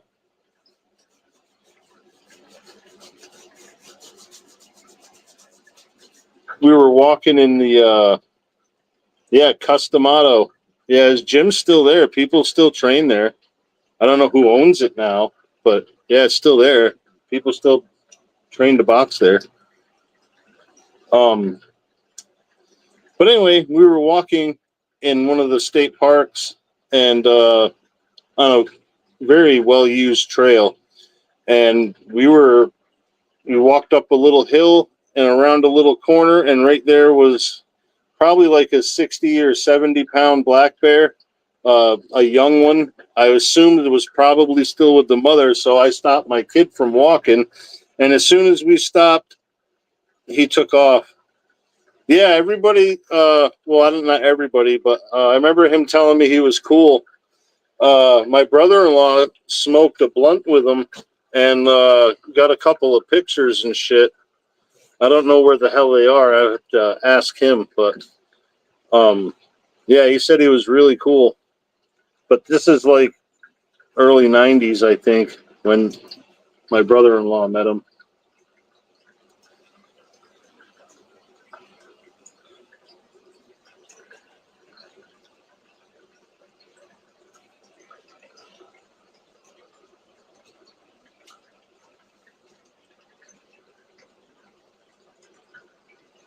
Yeah, that's cool as hell. My brother worked at a Sears, and in the back of the appliance department, loading the appliances onto people's trucks and shit for them. And Rip Torn came in, and he had like a disguise on. He said, like he tried to look like he he made a failed attempt at attempting to look poor by the way he dressed. He just looked like baggy old clothes and shit. And my brother like sees him waiting for the shit to get put on his truck, and he comes out with the refrigerator or whatever it was, and he's like, "Hey, I just saw your name on the slip." He's like, "Would you mind let me have your autograph?" And he's like, "No, he's just a prick." I heard the same about James Earl Jones. A friend of mine worked at a pharmacy in a small town that he was living in, uh, and he came in for something, and she really discreetly, walked up and introduced herself and told him how much she liked his work and shit, and asked if she could, have his autograph. And yeah, he's like, "No, that's not what I'm here for. I'm not." He's like, "If you want an autograph, I'm doing a fucking there was some kind of book signing or a meet and greet or something a couple towns over that weekend." He's like, "You can come there and pay $5 like everybody else." I was like, "Holy shit. Like, he's really that much of a dick?" One of my friends in high school, his dad worked for a moving company in the early 80s, and he moved shit out of one house into another one, and he's got a couple of hurricane lanterns that James Earl Jones gave him. They're probably over 100 years old. But yeah, real douchebag. And she's like, "Well, I don't understand it. Like, I was polite. I tried to do it where, I made sure no one was around. And, I was quiet and respectful." And she's like, "If it wasn't for people that liked watching him be, act in movies and whatever, like nobody would know who the fuck he is. Why wouldn't he want to take a minute, Like, it's signing your fucking name." But yeah, I don't know.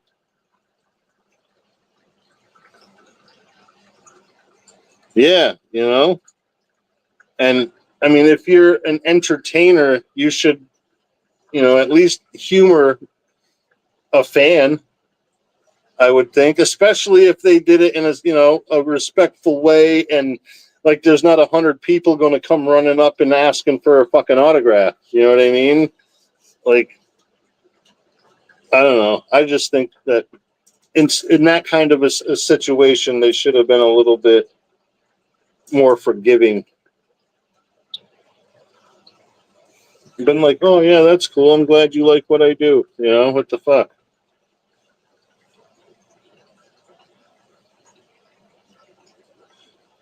I mean, I know people that if they met someone like that and they fucking treated them like that, they would be like, "Well, I guess I'm going to be in the paper for beating James Earl Jones up."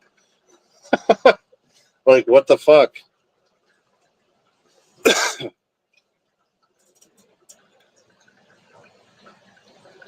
Yeah, I mean, if you don't want to, interact with your fan base, yeah, send someone else out to do your running, you know?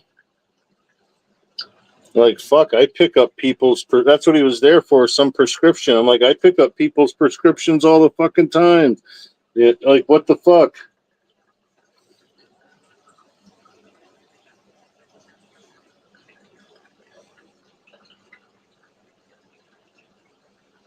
But yeah, I mean, if you don't want to be famous, I don't know why the fuck did you choose something that could make you famous?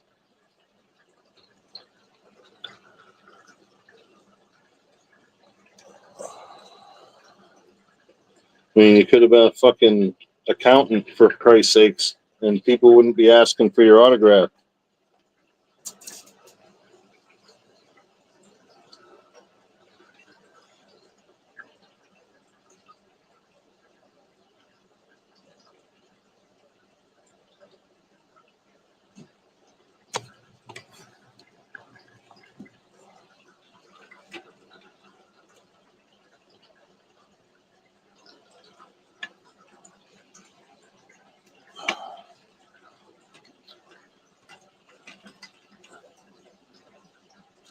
Yeah, I've been hitting the pen on the regular.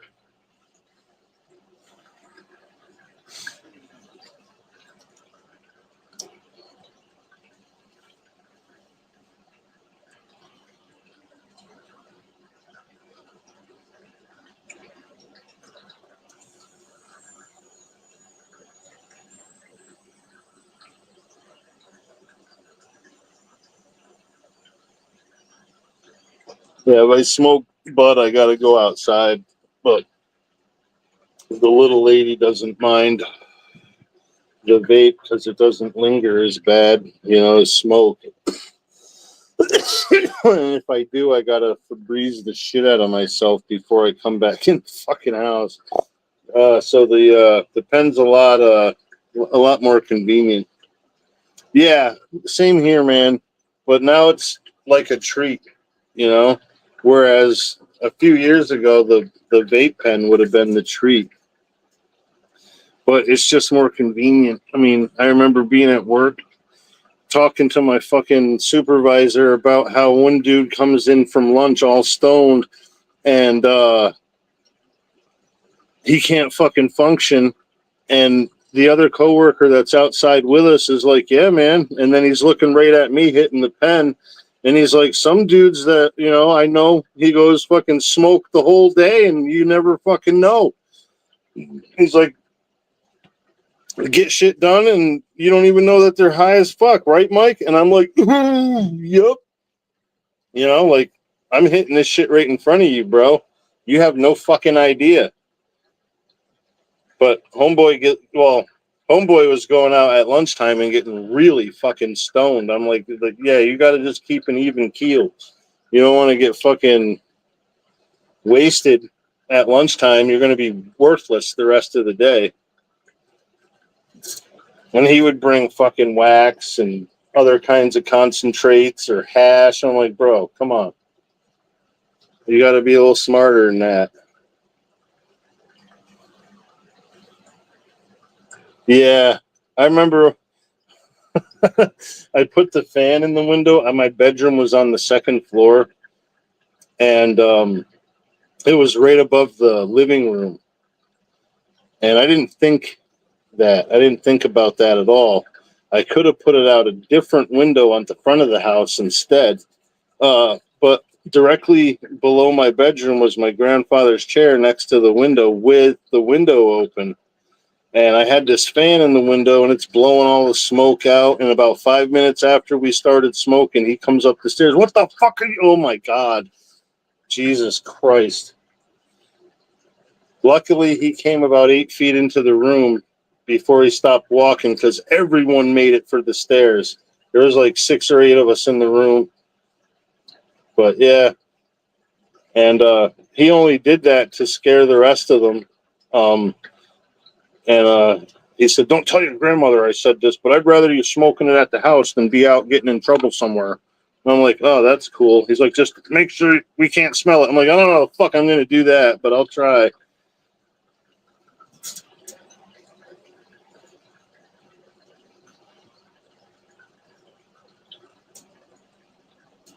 Yeah, see, I've always worked in construction, so 9 out of 10 of my fucking jobs, my boss was getting stoned with me. I mean, not that I've worked for 10 contractors, but probably about 6 or 7. And only 2 weren't smoking with me, But yeah, even then, you can't get fucking blasted. Shit, I mean, I have being young and dumb, and when all the weed strains that had cool names started coming out, I got a hold of some AK-47, and I wasn't prepared. But yeah, I smoked like a whole bowl pack to myself at lunchtime and literally forgot what the fuck I was doing before lunch. And I had to walk around and look and like see where my tools were, and then like basically like fucking play risk, or not risk, fucking clue. Like walk around looking for clues as to what the fuck I was doing. And then it clicks when I got to the basement that I was framing the basement walls up around the foundation. God damn it. But yeah, I didn't do that again. I went and got some mids and I smoked that at work. What, dude?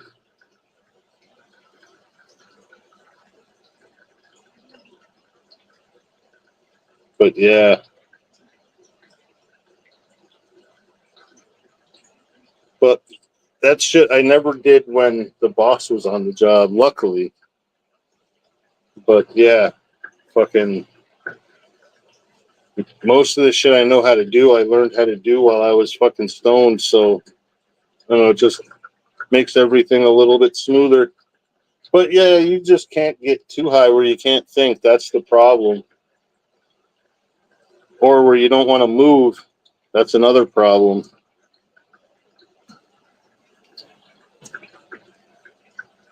But yeah, my uncle smokes, like, and he's always got good shit, but never until he's home from work. You know, he'll wake and bake on Saturday and Sunday because he works for himself those days. But when he works for someone else, he he won't smoke until he gets home. Or actually, he'll smoke when he gets in the truck before he leaves the the job, but after he clocks out.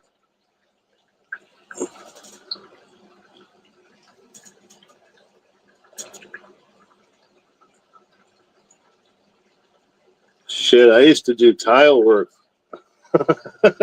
We would just lay out lines on the next piece, do it, and then set it on the floor. I had a problem with that shit. It got to be like I would get like 3 or 4 grams and just dump the first one out and chop it up and make 2 lines and do both of them, one up each side, just as like a primer. And the old school coke heads I was hanging out with are like, dude, you might want to slow down. What are you talking about? What are you fucking talking about? But yeah, I remember getting told by the attendant at the pool hall in town that if I keep going in the bathroom every 15 minutes, I'm going to have to leave. I know what you're doing in there. I'm like, dude, you tell me to fucking leave? The 6 people I brought in with me are going to leave too. Who else is in here right now? Nobody. We're buying like 3 buckets of beer at like $7 or $8 a bucket, and they're little 8-ounce beer, bottles. I'm like, we'll take all our business over to the bar where that guy don't mind me going into the bathroom every 15 fucking minutes. He don't care what I'm fucking doing.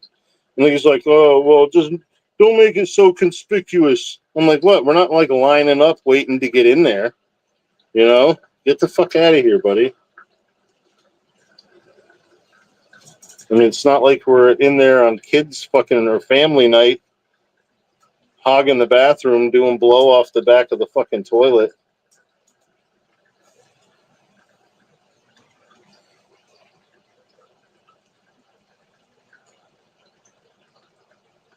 Shit.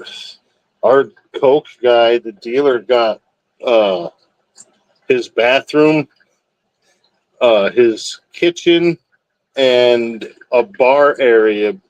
Well, the bar area we built into the dining room for him and tiled everything, but we tiled his bathroom, we tiled his kitchen. Guys coming out and throwing fucking a gram of weed on the, well, not weed, a gram of coke on the table every fucking hour. Just, hey guys, hey, keep you going, good man. And then we'd split the pay at the end of the day, charge them by the hour. When it was slow, we didn't have a lot of other work. We'd give them a day or two. But yeah, it got fucking bad. I had to give that shit up. But I really only stopped because I fucking overindulged on multiple shit.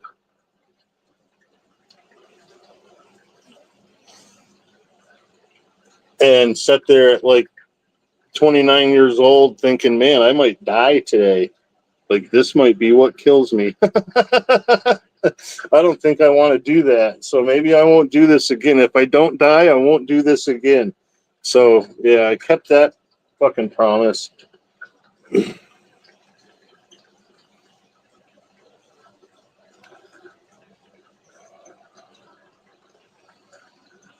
But yeah, when that dude told me I might want to slow down, I started thinking I might have a problem because he's been doing that shit a long time, and he's definitely got a fucking problem. Yeah, yeah, that's what he did.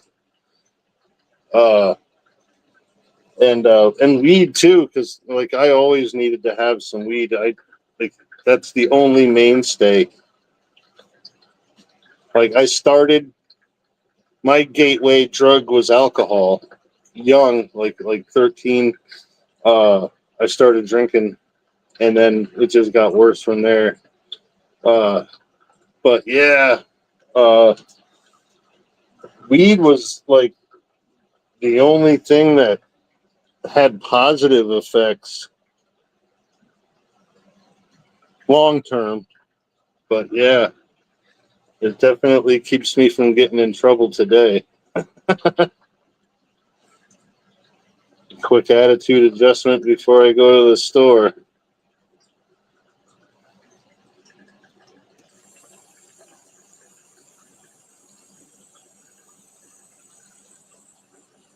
But yeah, I remember doing coke with my boss when we were setting tile, and we were doing a basement, and they had a bathroom down there,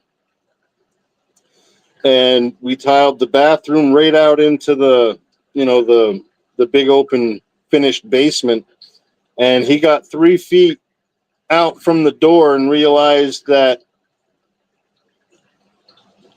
there's fucking a tile with half an 8 ball broken up into lines sitting on the toilet, and he can't step over 3 feet to get it. And he's like, "Oh, dude, we gotta get that." So I'm like, "I can get it." He goes, "You think you can get it?" I said, "Yeah."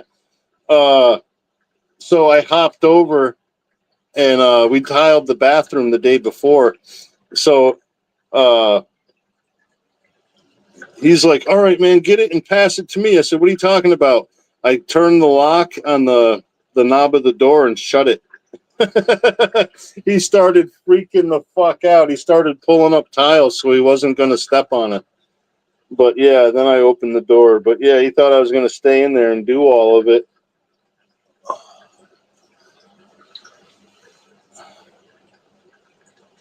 Yeah, I couldn't enjoy it at home. My girlfriend hated that I was fucking with that shit.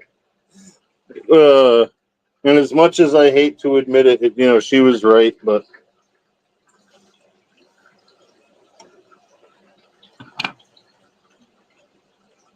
I didn't stop until I decided, like, fuck that.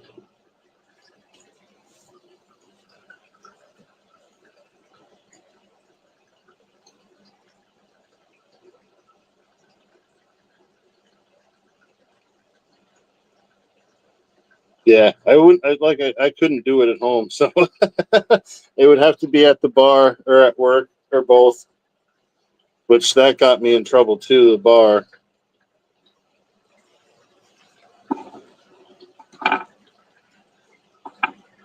Pretty much just how much time I was spending there.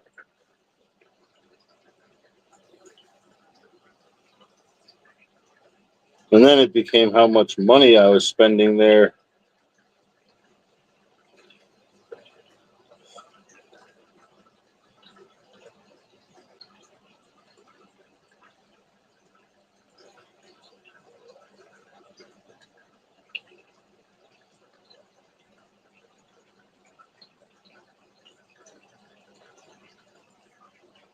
Yeah, I used to just get a fifth of Jack Daniels.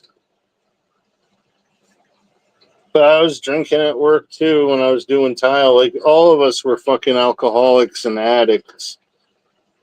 Like, we were doing crazy fucking uh, hours too. Like, we did good work when we first got into Saratoga. Like, we weren't that into, our debauchery.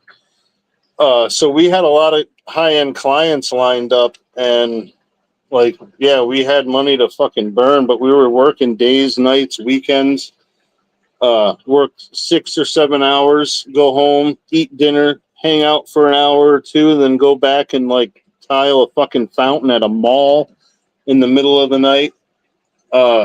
Get home around 3 in the morning, go to sleep, leave at 8, start and do it again, doing, ugh. Yeah. Yeah, no, man, I'm glad I don't fuck around nowadays because, yeah, like you said, you can't trust nobody and you can't trust nothing.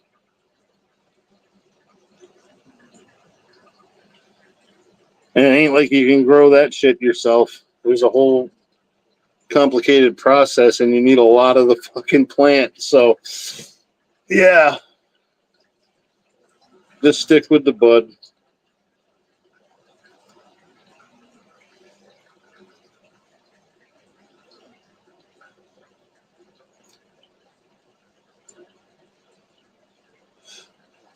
Well, I'm going to have to end this, guys. I appreciate all of you that are still here. Thank you all for stopping in. Pigpen thanks you too. Or he would if he gave a shit. But, yeah, I don't have any of them either. Not for any of that shit. I mean, I do know people that could probably get it, but I'm not interested. Love you back, BB. Thanks for stopping, sweetheart. I'll see you guys next time. Bye for now, fuckers.